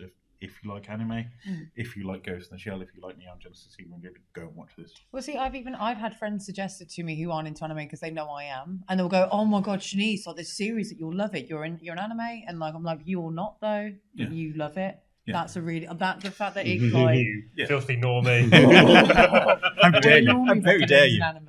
Oh, I'm always a little bit bitter when Full Metal Alchemist gets recommended to me. I just want to. But it is one of those Who are shows you? because it's got the game, it's got that cyberpunk universe. You've got completely different audiences who are going to get involved with it. So you've got the Netflix audience, the anime audience, and you've got the cyberpunk audience, and they're all crossing over and mixing together. And I said, Arcane is absolutely fantastic. It's one of the best things ever. But I'd say cyberpunk edges it out for me. Fair. It's a little bit more edgy. There's like a more fluid, less cyberpunky version of it, like in that sense of like there's a mystery story going on, and it's also furry. It's called BNA. We'll just throw it. It is on Netflix. It's not like full furry. We're not going weird here, but it's anthropomorphic. It's you know, but it's cool. It's a mystery element, but there's still that sort of like, oh, we're going through the city. We're anti-conforming there. And it's got that same almost like colour scheme. It's like high contrast, nice neo, looks good. BNA. I wonder what the B stands for. Well, might check that out. Okay. Yeah. So, come around again. Leigh, what was your second favourite thing in 2020? So I'm going to pick a film, and that film is Everything Everywhere All at Once. That was easily the best film I've seen this year. Yeah, it's such a good film. Like every minute of that was just brilliant. Like from like the stunt coordination to just the fact that it's got this kind of ridiculous, over the top multiverse story that's actually got heart at the center of it. You know, it ultimately comes down to about family and loved ones and all that sort of stuff. And it's all these different elements of it just could have fallen apart so much, but it all just fits together perfectly for the whole runtime. It's just got great performances from everyone. Michelle Yeoh is absolutely great in it, and yeah, just absolutely loved every minute of that. Yeah, I was going to say, bring back, I can never remember his name. Short Round Gadget. Yeah. Did become? So we've just his Ki real name. Ki Kwan. I was just about to say that. Yeah. But having him back on the screen and that fight scene with the fanny pack is still the best fight scene of 2022. There has got to be a better name for something than fanny pack. That's what they call it in the film. It's a bum bag to British people, fanny pack to Americans. But that fight scene is just, just the creativity for what was probably quite a low budget film for A24. Yeah. It's like their biggest success as well. Like it's done so well off word of mouth. Yeah. Because it's just that good that everyone's just told everyone they know to be like, you need to go see this film. It's amazing. Yeah, and any film that can make you cry from two rocks in a desert, it's got to be good. I love the rocks. Yeah, it's brilliant. I think we reviewed it properly a few episodes back, but it is one of the best things that's been on big screen. I've seen like quite a few films this year. Actually, like made an effort to go to the cinema quite a bit this year, and just that one, I walked out with just a massive smile on my face because it was just brilliant. Mm-hmm. Better than Sonic 2. Better than Sonic 2. Well, it didn't have like bits where someone's weird human dad is at a wedding, and it just becomes like a terrible like half-hearted adult, sort of lazy comedy movie at that point, where like, or you've got like the bridesmaid who's really angry at everything, and it's just like, I don't care about this. Can we go back to like? Did they go to Olive Garden this time? Unlimited breadsticks. They made like 3 Olive Garden jokes, and I'm just like, no, you don't get to be in on the joke. But Knuckles, though. But Knuckles was great. Idris Elba's Knuckles was the smartest decision that film made. Is it bad that I kind of teared up a little bit when Sonic was it Sonic being Santa Tails where he puts the little blanket on it? One of them puts a blanket of one of them comforts the other, and I just remember being like, oh, my babies. Awful. Matt, how about yourself? Yeah, sorry, I'm gonna be an adjective. It's another TV series, but it's on Apple TV, which I don't really watch that often, and it's called For All Mankind. Ooh. So this is it's the 4th series that came out this year, and what it essentially is an alternate reality where the Russians win the space race, and rather than what happened in actual history was Americans won the space race and then space exploration kind of stopped. Because of those tensions, it just kept going. So it was a what if the space race never ended and everyone was still funding space programs and that kind of thing. And it's such a well-crafted but also beautifully filmed show. So just a lot of the space shots, because the first couple of series, it's the moon setting up moon bases, that kind of thing. Then they looked like a Mars race, and it just gets bigger and bigger. And by the 4th series, you're entering sort of like the 90s, and you've got an Elon Musk type entrepreneur doing their own space program, and it's quite yeah. But also they do a lot of what ifs in the show. So what if certain American presidents carried on or won elections? What if John Lennon wasn't shot? So then loads of sort of political ideas. You'll see occasional John Lennon clips commenting on it and that kind of stuff. So it's really interesting how they've woven it all together, and the drama is really tasty. Really tasty. Nice. Really tasty. Like Man in the High Castle, but not with an absolutely terrible ending, which annoyed every single member who watched it. Yeah, it's really good. It's got real science behind it as well, with all the space exploration stuff. I think what's clever as well is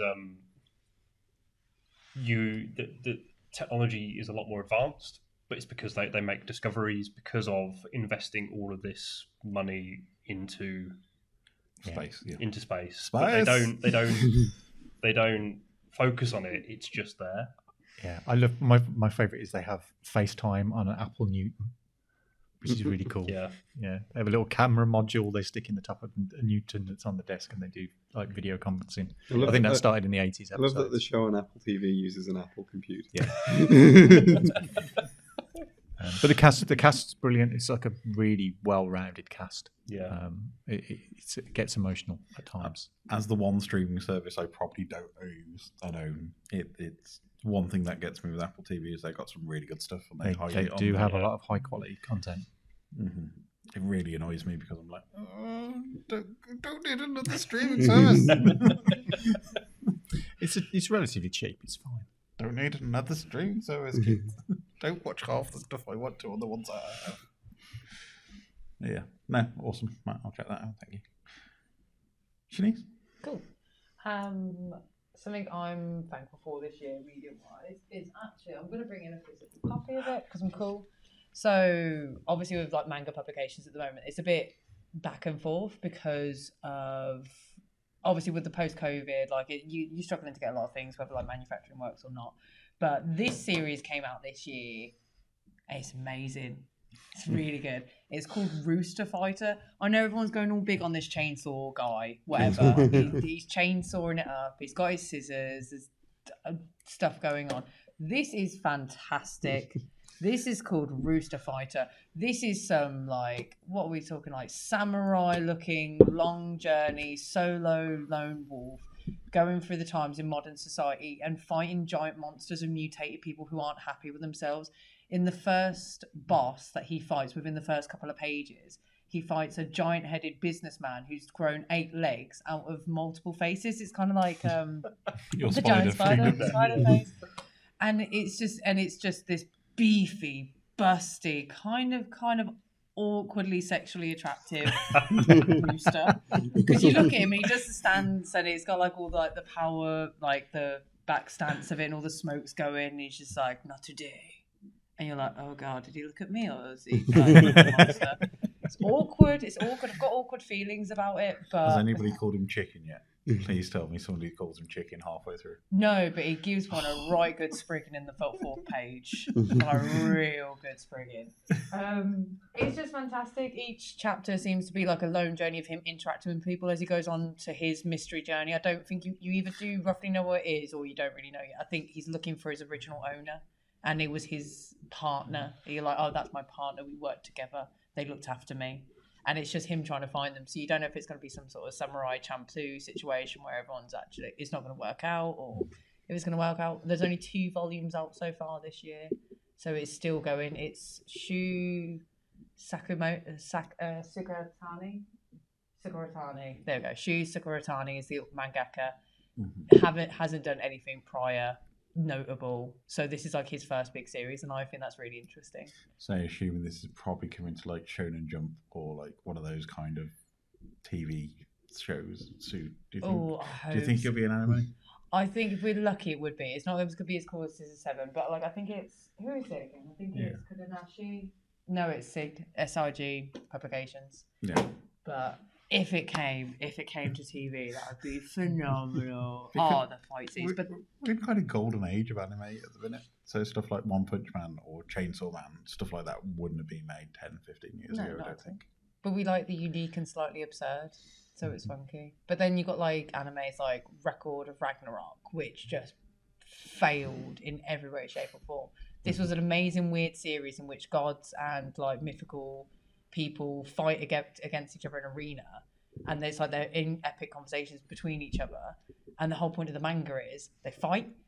Why do you build an anime series where they go to fight at the end credits and then it goes out to white and then rolls credits? Why did I just listen to 25 minutes of talking and then you didn't even show me the fight scene between Hades and bloody, like, I don't know, Aristotle? I can't even remember fully. But that would be epic, by the way. That would be epic. Yes. I'm getting excited. Ooh. I do like the fact that we're getting a lot of kind of anthropomorphic characters around, because I'm reading 2 books at the moment. One's a dog who's John Wick. Basically, it's the John Wick story reversed, with the dog being the vigilante. And then there's another one which is kind of like a futuristic cyberpunk samurai doggy, which is another dog who becomes a samurai to avenge his killed master. So I think there's lots. I love a anthropomorphic. It's because we don't care about humans, so we're changing those main characters for animals. There's literally a new manga out where it's cat killing zombies, not cat. They're cats that kill that are zombies, not cat killing. Not like, oh, it's a cat. Zombie cats who kill. Zombie cats who kill. Thank you. Like, there's just so many. Like, they're making them the main story people now, and I think it's really cute. Well, that's awesome. So Rooster Fighter. Shu Sukuratani. There. Awesome. Check that out. Yeah. You're going to come to me? No, it's fine. I knew what I'm talking about anyway. So this year's been a particularly good year cinematically. Leigh's already mentioned one of the best films of the year, Everything Everywhere All at Once. I've also seen some other movies that I've really enjoyed at the cinema. Nope, for example, great movie. Elvis, I really enjoyed. The Batman, I kind of really dug as well. But I'm going to go out on a limb and pick a film that was directed by the king of legacy sequels, Joseph Kosinski, who previously was responsible for Tron Legacy. And he came back this year with a well-known short runner and brought us a sequel nobody really wanted, but I sat and watched and was like, this is awesome. 80s retro nonsense of the highest order. And it's Top Gun Maverick. Oh, of course. Which is just bobbins. But See, I it was was just looking at that poster right behind Keith. but it's The whole time you were describing it. it's totally It's disengaged gonna your be brain. Isn't it like Utter nonsense. Paramount's most successful movie ever, or something ridiculous? Yeah, like even that? though it's got Hans Zimmer involved in some form. It's also got Lady Gaga involved as well. Yeah. But it's utter bobbins, and you just go in and like you've probably forgotten it by the time you come out. But it's got some, compared to the original, some really nice aerial photography. Tom Cruise does his usual stick of like, How does that I'm man going to have so fly a much plane. charisma? It's annoying because you should hate him. It's Tom Cruise. Yeah, you should. You But you should. watch him in a film, and you're like, yeah, Tom Cruise. Yeah, I mean, and he's an awful man. so it's a bit of a controversial choice, but I just must admit it was the first time in ages I'd been to the cinema and just went, that's a blockbuster. Yeah. You know, it's not a film I'll probably like revisit or have a great love for. You know, like I mean, it has the world's most paper-thin plot, yeah. and the enemy are the enemy for the entire film. It's basically Star Wars on land. Yeah. It's like we've got to shoot a thing that's only little, and We've already it's got like a couple of pilots. yeah, it's a ragtag group of like people, and there's a training sequence, and there's some volleyball on the beach, and they play like I've lost that loving feeling, and it's basically the same film, but jettisoning a whole Kelly McGillis part. So there's I'm no putting Jennifer Connelly in instead. yeah, which I mean for me that's an upgrade, but it's not as overtly a love story as such. There's a history. Yes. You know, they don't distance themselves from the fact that they're older characters. Yeah. John Hamm gets to just be John Hamm in there for no apparent reason, and we also get a really nice cameo appearance from Val Kilmer. Yes. They It actually made me like Miles Teller as well, which shouldn't be allowed because he's another hateful person. Yeah, but I mean, he's basically just, you know, they went, we need some way of distinguishing that this character is the son of Anthony Edwards, Goose. So what shall we do? What shall we do? What shall we do? And after hours and hours of like Hollywood money, several $1 million on brainstorming, character sketches, all the rest of it, Henry Cavill's moustache that And they s- erased. yeah. in Batman. stuck it on Miles Teller. But it's just nonsense. It's loud, it's bombastic, it's stupid, and you should hate it. But I thoroughly enjoyed my entire time sitting in that cinema. And Joe Kosinski did a marvelous job of bringing us another sequel that you didn't think you wanted. Yeah, it's the epitome of the brain off film. Oh yeah, Brain off and just watch and enjoy 2 hours of Tom Cruise. yeah. Very short man. And they do bring back that guitar vibe, the thing that Hans Zimmer had nothing to do with. So they do that, and there's planes flying around and sunsets and all the rest of it, and you just go, oh, yeah, this is really cool. So you walk out and you kind of go, oh, it's not 1984. But yeah, it's just utter nonsense. But I loved it for the fact that it didn't attempt to be on anything other than utter nonsense. So yeah, so if you've got Paramount Plus, it's now freely available to you on Paramount Plus. I think there's a 7-day free trial wandering around at the minute. Yeah. You might have missed out. I think it's already finished. They had a Black Friday half price. Yeah, I think they had a Walker's Crisps offer, so there might be some still floating around with your pack of quavers if you are really that desperate. So in a way, the offer is probably quite literally flying around if you see a package float. like the end of World's End. It's like up against the fence. Oh, I could have had Paramount Plus. Yeah, so check it out. Yeah, we got posters. I got those when I went to see it. I didn't see it in IMAX. That just seemed like a bit too much, and wouldn't have really. It wouldn't have really been an 80s kind of way of doing it, you know. I don't know. Back to the old giant screen. It's great fun. Yeah, not 4DX. That would have been ridiculous. That just makes people vomit. I don't understand why people like 4DX. I know. Even the advertisement makes you go. Anybody who does 4DX is. I hate them. I Yeah, don't go know to the why. theme park. Go on a proper roller Because coaster. if I'm in a cinema and somebody behind me is doing this, I'm gonna. Sorry, you'll get the full DX experience, especially if you're watching Mission Impossible. But still, what did you like?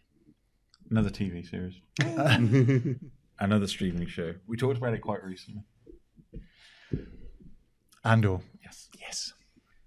One of the greatest TV series of the year.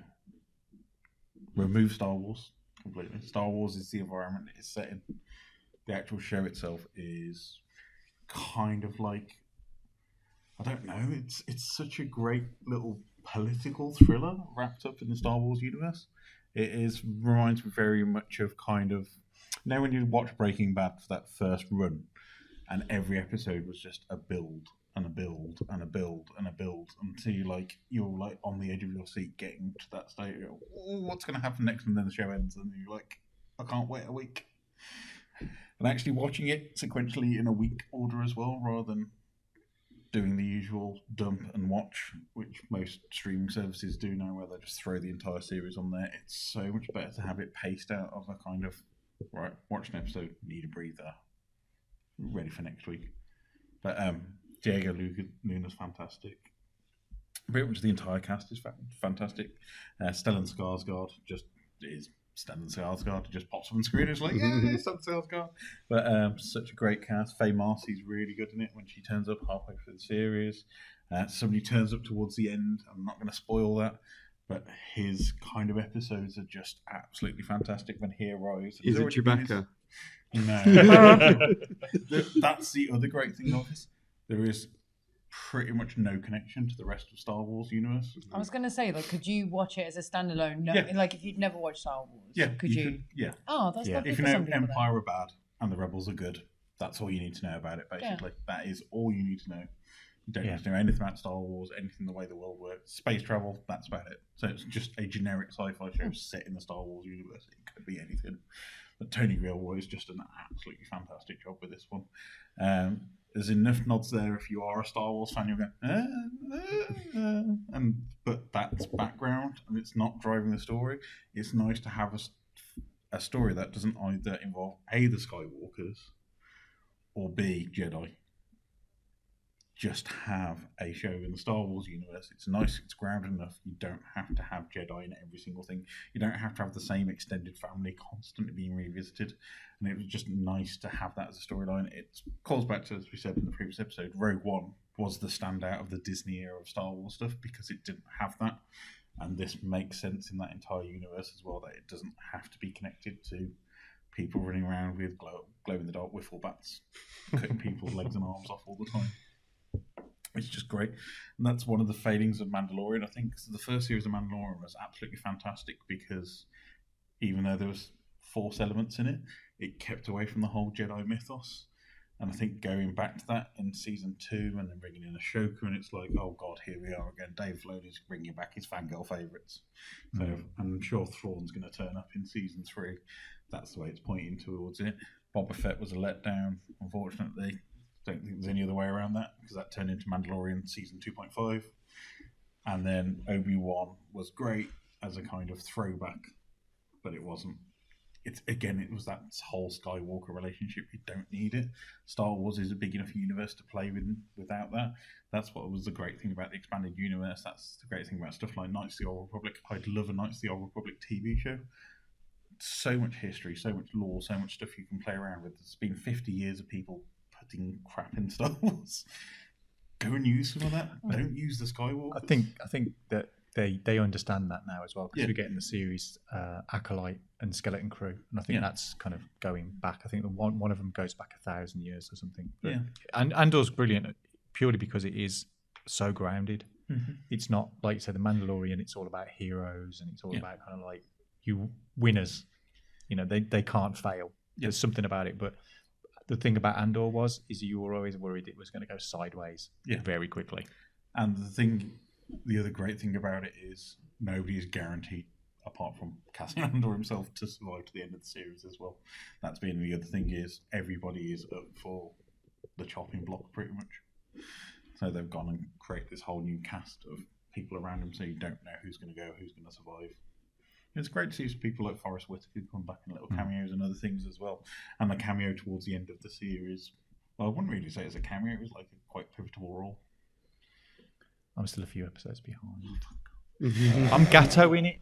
That's what I'm going to call now. What I do with my TV, I'm going to Gatto it. Yeah, that's my new phrase. I'm Gatto in this series. Yeah. If you've got Disney Treat it Plus, like a treat. if you've got Disney Plus and you don't really care about Star Wars, to I end. still recommend it. Go and just give it a watch. It is kind of its What's it own on? unique little beast. So it's on Disney Plus, I think. Okay, thank God for my sister. No sharing in these accounts. So I think we're on to round 3 now, aren't we? Mm-hmm. Let's go backwards. Keith, what was your round 3? Okay, because I Girlfriend. didn't get the memo, I'm now going to talk about a TV show. So I'm picking a TV show. It's not American. It's not European. It's not anime. It's a show that's been running for a while now. Just finished its 4th season. Is it Escape to the Chateau? Couples come down with me. Doctors.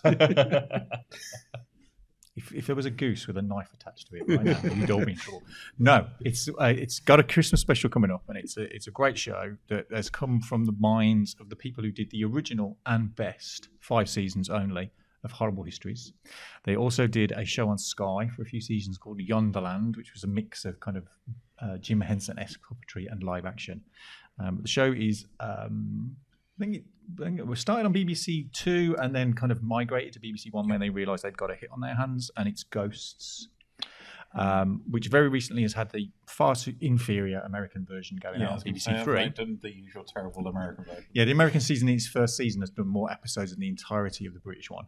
But it's Matthew Banton, Simon Farmby, Martha Howe Douglas, Jim Howick, Lawrence Rickard and Ben Willibond, the core people. They're joined by Charlotte Ritchie and Keel Smith Brino, who's about to go on Taskmaster soon.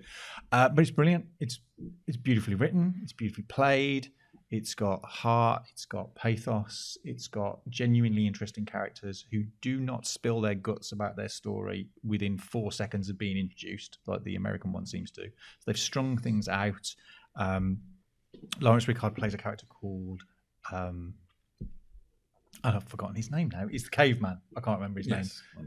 Robin, that's it. Who's only just had his history revealed in one of the most heartbreaking episodes ever, as Katie Wicks's character Mary left the series. Haven't half that cast been on Taskmaster? She was sucked off, as they say.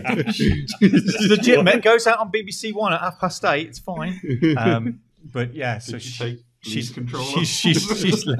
left the show, but that was the catalyst for a lot of, particularly in a year that I've had, is that sense of grief and kind of letting things go and all the rest of it. So it's a beautifully played series. It's really, really wonderfully done. And if you haven't watched it, you should be able to see all 4 seasons on iPlayer. There's a Christmas special coming up. It's only half an hour. I mean, I don't know how they've strung out. I almost swore things like Only Fools and Horses to hour-long specials, and I think they know their work. They know how to do it, and I mean those 5 seasons of Horrible Histories are brilliant as well. But it's a fab show, and if you haven't seen it, you must see it because it's just beautiful. I can It's endorse really it. good. I absolutely love Ghosts. It's so good. Yeah. Is it like go and check the whole oeuvre of works? Yeah, just see all of their stuff. I think Yonderland's a bit more trickier to come by. I'm sure it's probably on Now TV. That's where everything goes to die. I think. And that was good, and that really showed that they'd got legs in terms of as a troupe of performers. They've done other things individually. So The Wrong Man was something Matthew Bainton did with James Corden. That was all right. I quite enjoyed that. Does James Corden get punched and beaten up in it? If he is, then I think he gets blown up at some point. That's all right. And then Lawrence and Ben have recently done something called You Are Not Alone, which has just gone out on Dave, which was okay. But when they come together as a troupe of actors and characters, they did a film called Bill a few years back, which was kind of a retelling of William Shakespeare. But when somehow it's magic, these people come together and somehow they catch lightning in a bottle. It's unbelievable. Separate them out doesn't quite work. But bring them all together, and it's TV gold every single time. Which is really well written as well, because all the ghosts are from different periods, and they make jokes and references, but they're all just so subtle and really well done. I can't really explain it. You have to just watch it, but it's just the way they drip feed you things about their past and their history to just keep you like, okay, the whole Robin thing recently was just. You thought something else was happening, but it was the sleight of hand of how they do storytelling is just immaculate. You know, you kind of think you're getting one story and you get another one, and you kind of go, oh, yeah. Could this be the one where a couple moves into like a renovated older house and there's it's a kind of cliched story. Yeah. They inherit a house. She falls down the stairs, you know, dies for a moment, and then can suddenly see dead people. Because I remember her having a fair few quite funny conversations with them, and in passing. Because obviously she looks like a crackhead, she's talking air to air. But I do remember, but I think I blipped onto it. Yeah, but no, that's cool. You should definitely give it a proper watching. But also, I think it's the second series with the captain's backstory and the whole sort of LGBTQ themes, that kind of thing, just quite nice because it's again a nice, just a nice little story as well. Yeah, it's done with real heart. Yeah, it's kind of fits into it. There's a bunch of shows that I've found over the years that I've really enjoyed. Wuzzle Gummidge was one that recently has been going out at Christmas. Brilliant. If you haven't seen it, also watch that. But Mackenzie Crook did the Wuzzle Gummidge, but he also does the Detectorist, which has also got a Christmas special coming this year. Favorite shows of all time. And Detectorist again is that same feeling of just it's like a big warm hug. And it's just such a comforting show to watch. Like Vic and Bob Go Fishing, which is one of my guilty pleasure shows. Paul and Bob. Paul and Bob, sorry. Vic going fishing would be a whole... Could you imagine Vic Reeves fishing? Don't wind, Bob. Don't wind. Sorry, Paul and Bob Go Fishing is just one of the greatest kind of half an hours of comforting TV. Comfort TV, yeah. But Ghosts. Start on Ghosts and then discover this whole world of exquisite British TV. Mackenzie Crook, how he went from Gareth in The Office to creating great shows. But the Horrible Histories guys, I hate to refer to them as the Horrible History guys, but they are. Yeah. And they're just ace. When they come together, it's genius. I remember having the Horrible Histories books as a school kid and loving them to death. Yeah, man. Some of the greatest songs ever committed to TV are from that series. I still remember the smell. It still makes me a bit sick. The book smell. Cause I really committed. I was like, what does that smell like? That's like the bin. That's the toilets of the Roman Colosseums. Oh, that's disgusting. I feel sick. I want to go home. The scratch and sniff ones that we used to do. Awful. So disgusting. But yeah. Matt, how about yourself? What was your final thing of 2022 which you love? I'm going to be a bit cheesy. And you're not allowed to say Dota 2. No. I'm going to be a bit cheesy because it's Birmingham centric, but it's more because I think we should acknowledge it, and it's the whole summer. So the Commonwealth Games, not necessarily the games themselves. I mean, I think credit where credit's due. It all worked. Everything largely worked and went really smoothly. Considering tram works in Digbeth. Yeah, tram works in Digbeth. Yeah, apart from the fact that Digbeth was a hole. But Digbeth's always a hole. It's kind of... No, this time it was a literal hole. The metaphysical element of the whole of Digbeth had been taken away. But no, you're right. They really it really felt quite encompassing. I actually felt like I cared about the people that lived in the city. It was magical. It's gone now. That's what I found quite interesting. Everyone come out of the woodworks. People who you say Greater Birmingham, everyone goes, ugh, I'm not associated with Birmingham. And then suddenly everyone loves Birmingham. I thought it was quite good. It was quite interesting. Yeah. But I think, take into account, organising games normally takes 8 years. They did it in 4. 2 of those years were COVID years.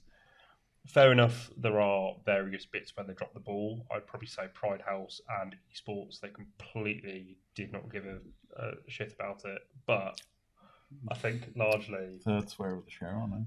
Terrible. Sorry. Can I have a map button for next time? But the vibe around Birmingham and the sort of focus on culture and just a lot of people actually getting involved and for once singly getting together and saying, yeah, it's a really lovely place to be. Yeah, I think the Birmingham Festival, which went alongside the Commonwealth Games, there was such a great variety and uniqueness, and it encompassed the history of not just Birmingham from a kind of white Victorian aspect of this is the city. it encompassed quite a lot of different cultures and the mix and the different areas and the creativity of Birmingham, and I don't think that gets highlighted enough. It's the youngest city in Europe. It's one of the most diverse cities in the country, and that kind of gets hidden away behind the whole Birmingham. And that's what everybody just refers to Birmingham as.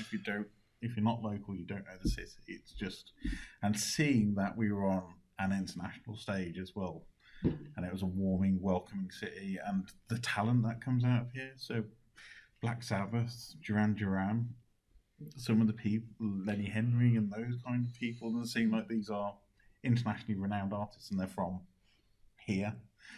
But also less known, like Ginny Lemon, who is well known, but only in certain demographics. And if you watch UK Drag Race, you'd know. But actually, to be like, yes, we're like on a world platform. Yes, we're doing that. Yeah, and we kept it respectful. Because I'm sorry, like not the history, our track record is questionable.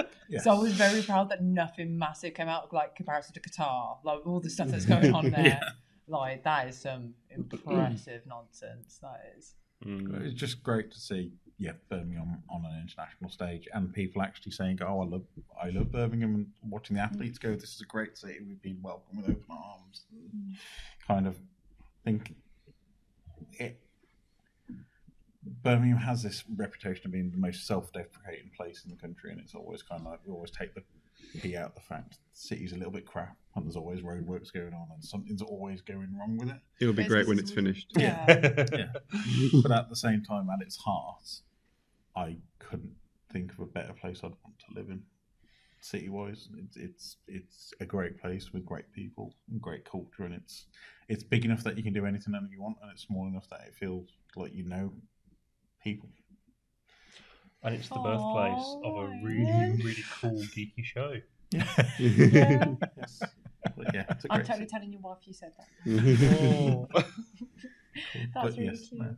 That's a really good way of saying it. And it's kind of, I am very proud of our city and the way we deftly handled a very short-term change. Apart from Digbeth. Can confirm it's no longer a hole. They filled the hole now. Still no trams, but there is no hole. Yeah. Oh, there's still some of the barriers are up around certain bits of it, but they're a bit more filled in. It's mostly not hole. No. Yeah. What have they filled the hole with, Leigh? It looks like dirt mostly. I don't know. Maybe everyone who failed at the Olympics. I don't know. Well, you're not useful anymore. Put you in the old. Leigh, what was your final thing of 2022? Okay. I'm going to ruin the mood and talk about video games. So my video game of the year was very difficult to come up with because I played so many good games this year, and every single game was good for a different reason. So it's like everything is like, okay, I love this for this thing and this thing. But there's one game that kept coming to mind every time I kept thinking, what is my game of the year? And that game, surprisingly, was a little game called Tunic. Yes, you have spoken. The Legend of Zelda Fox version. Yes, it's basically you play as a little fox guy. Runs and he looks a bit like if Link was a fox in like the old Zelda games, and it is very much sort of like that kind of open-ended adventure sort of thing where you wash up on this island and you have to sort of figure your way around, and you're on this little. You don't really know why you're there, but you find a sword, and then you find like this sort of mysterious shrine, and you encounter like a weird spirit, and sort of you're trying to investigate all the mysteries around this, and it just so much of this game was just so brilliantly done for so many reasons. So it looks great. It's got this sort of very minimalist art style, so it's in an isometric view, but like very flat colors, but it's sort of shaded slightly. It's very low poly as well, so it's got that kind of old school look, but it still looks very modern. It's sort of a very interesting art style. The music is just lo-fi beats to kill monsters too, and it's great. But the best part about it is that it's it's a game that just doesn't tell you anything. It wants you to figure it out. Can you say, I think you remember when you originally reviewed it, the mechanic with the manual is you don't Yeah. get the entire manual from the start. Yeah. You have to like earn pages. Yeah, so basically there's two things that kind of keep it obscured, and that is one of them. So you find manual pages in the actual world. So like early on you find one page and it's got like just the basic control layout. And then as you go through you find other pages and they sort of reveal other things. So there's an interesting thing with it where like you'll have abilities right from the start of the game, but you just don't know you have them until you find that manual page about halfway through the game. You're like, oh no, I can dash now. But it's also just, there's also the fact that you've got so much stuff just written in this made up language. So you don't actually really know what any of it says. Apparently it can actually all translate back into English, but it's like there's an ongoing fan effort to try and put it all together. But it's sort of supposed to evoke that feeling of like in the 80s or 90s you've imported a game from Japan and you don't know what's going on in it because you don't understand Japanese, and it's trying to evoke that feeling for it of just feeling lost, but like in a fun, yeah. And then it's the fact that like once you get all these manual pages, you realize that there's a puzzle built into the manual itself, and like there's the thing that really stood out to me was the moment where I came out of the game and took screenshots of the game and put them into Photoshop to solve a puzzle. And I was like, the fact that I have to do this for something is just brilliant to me. The fact that it's taken like the notion of a game and kind of expanded it in that way and done this really interesting stuff with it. It is very much sort of that feeling of like when you take notes playing these older games. And it's just like the depth of it is just superb. And for a game made by such a small team, at one point I think it was just the one guy working on it. And this guy, from what I've seen, he has the most ASMR voice, because every single time I've seen like trailers and they've done interviews with him, he's just like talking really softly into the microphone, and it's just really, really soothing. I'm just like, of course you made the cute fox game, but it's also like surprisingly difficult at places. Like the boss fights can be a little bit tricky, and it kind of incorporates elements of like Dark Souls. So if you die, you go back to a bonfire and that sort of thing. But it is just that it's just that sense of discovery, that sense of exploration, that sort of feeling of just like uncovering and figuring things out yourself that I think a lot of games are too kind of scared to do today. Like there's this feeling, like we saw it with recent sort of discussion around God of War Ragnarok, and the fact that all the puzzles in it, you kind of get the solution to it the moment you walk into the room, sort of thing. And I think I'd like to see more games that do this sort of thing, where it's just like, we're dropping you in it, now figure it out. I just really appreciated that. So that's my game of the year. Nice. Cool. So worth it. Game Pass. Game Pass. It is on Game Pass. Steam. I think you can buy it on Steam as well. Yeah, it's on everything now. Yeah. But it initially released for PC and Xbox, but now they've got PlayStation and Switch releases as well. So amazing. Thank you. Shanice, what was your final thing of 2022 that you loved?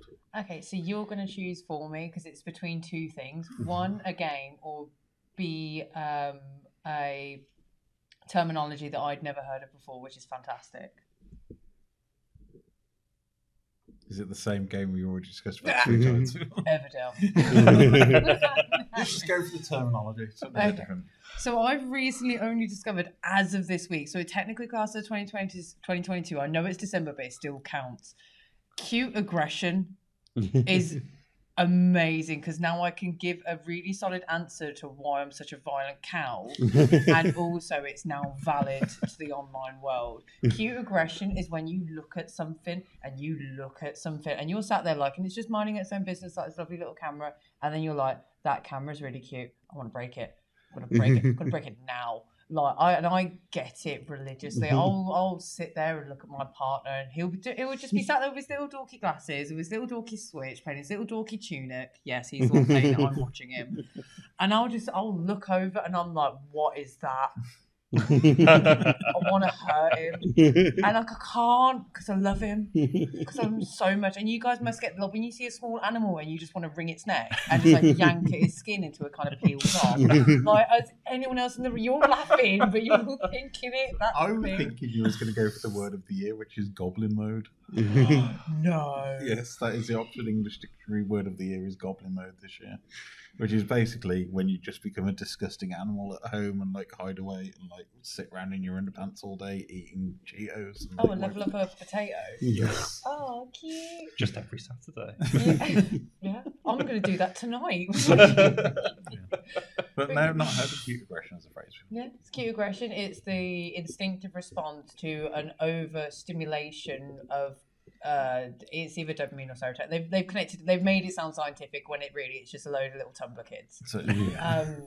It's the emotive response to an overexposure to something that you've had an extreme response to, and in the sense of adoring it so much you wish to harm it to balance that. It's nonsense. It's a load of old nonsense. It's a load of old sugar, man.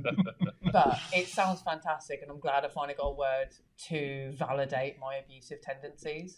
So that's fine, because now when he looks cute, I'll be like, it's fine. It's cute aggression. I like it, but I want to kill it. Yeah. Yeah. Ever see a kitten and you're just like, that needs stepping on? Wow.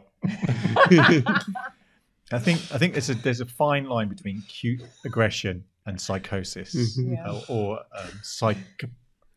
whatever it is whatever the one that turns you into a serial killer. I think you're on a very dangerous line there. That's fine. I like playing a dangerous game. It's It cool. sounds like Tumblr kids who watched Agretsuko and then went, I'm turning this into a thing.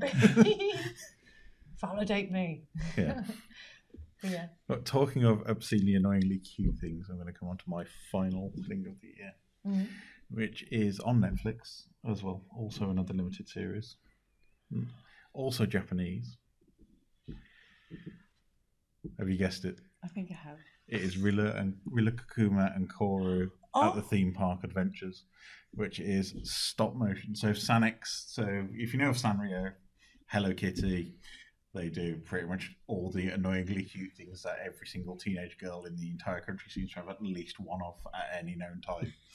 So I think it's Hello Kitty, Gudetama, the egg thingy, weirdly. That's what I thought you were going to bring up. So I was like, he's thinking... bringing up Gudetama then, isn't he? Because I'm sorry, that looks boss. It looks amazing, but Rila Kakuma and Koru is a stop motion animation of two bears and a little bird who live in a house in Japan with a lady and their daily little adventures. So there was originally a series in 2019, and this is the follow-up series, which is basically them going to the theme park for a day. But it is annoyingly the most cutest and lovable and just a hug of 10 minutes of stop animation that you'll see all year, and you're like, the Japanese oh god, this is right. way too cute. This is just way too cute. But it is just amazingly voiced. Production values are insane. I don't know how they can afford to make this show, really, because it is just beautifully made. And yeah, if you've liked any kind of cutesy little Sanix or Sanrio figure in your life, Rila Kakuma is pretty much the epitome of this is annoyingly cute. It's basically a giant big brown stuffed bear with a zip on its back, and it just goes around and goes, oh, oh, is the noise. And then there's a smaller white version called Korilla Kakuma, which is basically little yawning bear, and he's like, and then there's a bird who is basically the boss, who like does all the cleaning up after them and shouts at them all the time, and he's always like mopping and doing stuff.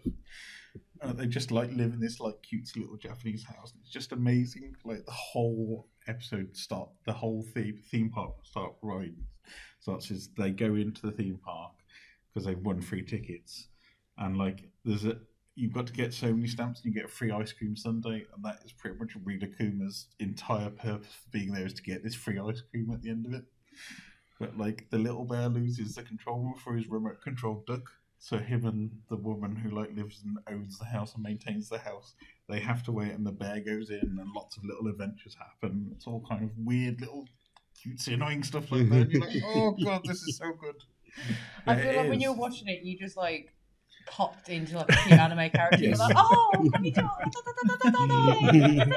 Well, it's like you don't have to watch the Japanese dub. There's an English dub as well. So, but it is kind of if you get into those little bits of doldrums in this time of the year when it's miserable, it's cold, it's wet outside, and you just need to pick me up for 10 minutes of a cutesy bear going on an adventure where nothing is going to be really dangerous or in trouble, and you just want something to like have 10 minutes worth of chilled fun, this is the perfect show for that. Please watch a TV show called Oni. It's on Netflix and it's about yoga. Have you seen it? Yes. Oh, what did you think? Sorry, I know there's a bit more story to it. Yes. Don't get me wrong. Yeah, it's But great. Stop motion, like the Yeah. textures on it look fantastic. Like, But really, just can you move like him for me? he's just a bear suit, so he just like has big warby arms. He's just like it's like a teddy bear walking around basically. That's you. Yeah. Sorry, I didn't. But go and watch Rila Kakuma and Koro go to the theme park. If you've not watched the first show, go and watch the first 2019 show. It's very short. They're all 10 to 15 minute long episodes. And then go and watch Rila Kakuma and Koro go to the theme park because it is just... It's probably the perfect Christmas, New Year viewing of... You've got nothing that you want to watch unless you want to watch Jason and the Argonauts for the 15th time on Channel 5 or James Bond film. Go and watch this instead. You'll appreciate every minute of it a lot more. Strong suggestion, right? So, Keith, what were your top 3 things of 2022? Right, a reminder, my top 3 things was, first off, the graphic novel Supergirl, Woman of Tomorrow. Mm-hmm. And then I can't believe I'm going from that to this, but it was the film Top Gun Maverick. Don't diss it until you've seen it. And then finally, it was Ghosts, the BBC One UK version, not the BBC America version. Terrible. Americans ruin everything. Colonials. Matt, how about yourself? What were your top 3 things of 2022? So, first one was the Midnight Club, which is on Netflix. Mm-hmm. For All Mankind, which is on Apple TV. Yes. And then the Commonwealth Games / this summer for Birmingham. Awesome. Leigh, how about yourself? I had The Legend of Vox Machina on Amazon. I had Everything Everywhere All at Once, the great film from this year. And my game of the year is Tunic. Awesome. Shanice, what were your top 3 things? Mine were the great manga Rooster Fighter by Shu Sakuratani. Yeah, Sakuratani. The Wednesday readaptation of Charles Adams' amazing series comic, and Cute Aggression. We all do it. You all know about it now. That's the best bit. And for me, it was 3 limited run TV series, I think. So it was Andor, it was Cyberpunk Edrunners, and Rita Kakuma and Koro go to the theme park adventure. Oh, So cute. so kawaii. Yep, links for all of this will be below and in the show description if you go to the website. There's not room down there for all that. Yes, just keep scrolling. Okay. So it'll be links on the website, and yeah, that was the things we loved in 2022. Thank you, 2022. Yes. Goodbye. Bye. See you later, 2022. I love you, but I'm aggressive towards you. Apparently, that's called cute aggression. I think I just need to move on. We've had a great time with each other. I just think 2023 and me get on a lot better. Sounds like a manga series that does 2023 and me. Yeah. Watch it. It'll be one now. It'll be like what was it? Rule 34. But just a non-porn version of it. If it's being said, there's a manga of it. It's Rule 38. Thank you for joining us on the Geeky Brummie podcast. This issue, Leigh, where can we find you online? You can find me on YouTube at Bob the Pet Ferret, where if you want to know more about my games of 2022, 23rd of December, I will have a video detailing more games in addition to Tunic. You can also get updates on the channel on Twitter at Bob the Pet Ferret, and my personal Twitter is The Cheap Ferret. And your listicles are at... They're on Game Rant. Awesome. Shanice, where can we find you online? Cool. You can find me on Instagram as IdleCreep101, where I post really dodgy, terrible doodles. And soon enough, you'll be able to find me on TikTok reviewing board games under the name Idle Creep. So keep an eye out for that. I might show you some really dodgy games. Matt, where can we find you? You can find me on Instagram at matchstick_Matt. You can also find me on Twitter at Mr. Matt Level. Awesome. And Keith, where can we find you? Still, on Twitter Just with Fairly. hard luck fingertips. _hotel. When Hive's back and servers are up, lose the underscore with just hard luck hotel. Mastodon at hard luck hotel at mastodon.social. YouTube hard luck hotel films. Don't really post anything there. I'm sure there's a Scott-free Tumblr somewhere. I still haven't figured out how to do MySpace. Instagram is hard luck hotel. Friends reunited. Friends, I did have one of those accounts. That doesn't exist anymore, does it? And yeah, there's probably other places elsewhere, you know. Harlock Hotel. Ancestry.com.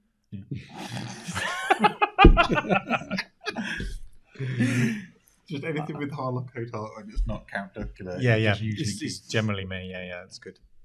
Awesome. And you can find me at Ryan Parish, still on Twitter for the short term. But you can find us all at Geeky Brummie on Twitter, Instagram, Facebook, Hive when it's actually not powered by a hamster, sellotape to a wheel, and maybe Mastodon when we actually figure out how the hell to post everything on it. I think we all need to get a computer science degree before we can actually work out that system. Yeah. But of course, there's a Geeky Brummie YouTube channel which you might be watching this on. If not, if you listen to our podcast, we're on CastOS on all your podcast streaming services. If not, don't forget to check out Keith's Comic Roundup on a Wednesday, Leigh's Gaming Roundup on a Friday, Matt's Esports updates, and my tech updates will be returning in 2023. But for now, thank you. Don't forget to do the usual like, subscribe, share, notification bell. Everybody tells you, you know by now what the hell to press and what to do. But until then, we shall see you in 2023. Bye, everybody. Bye. Bye.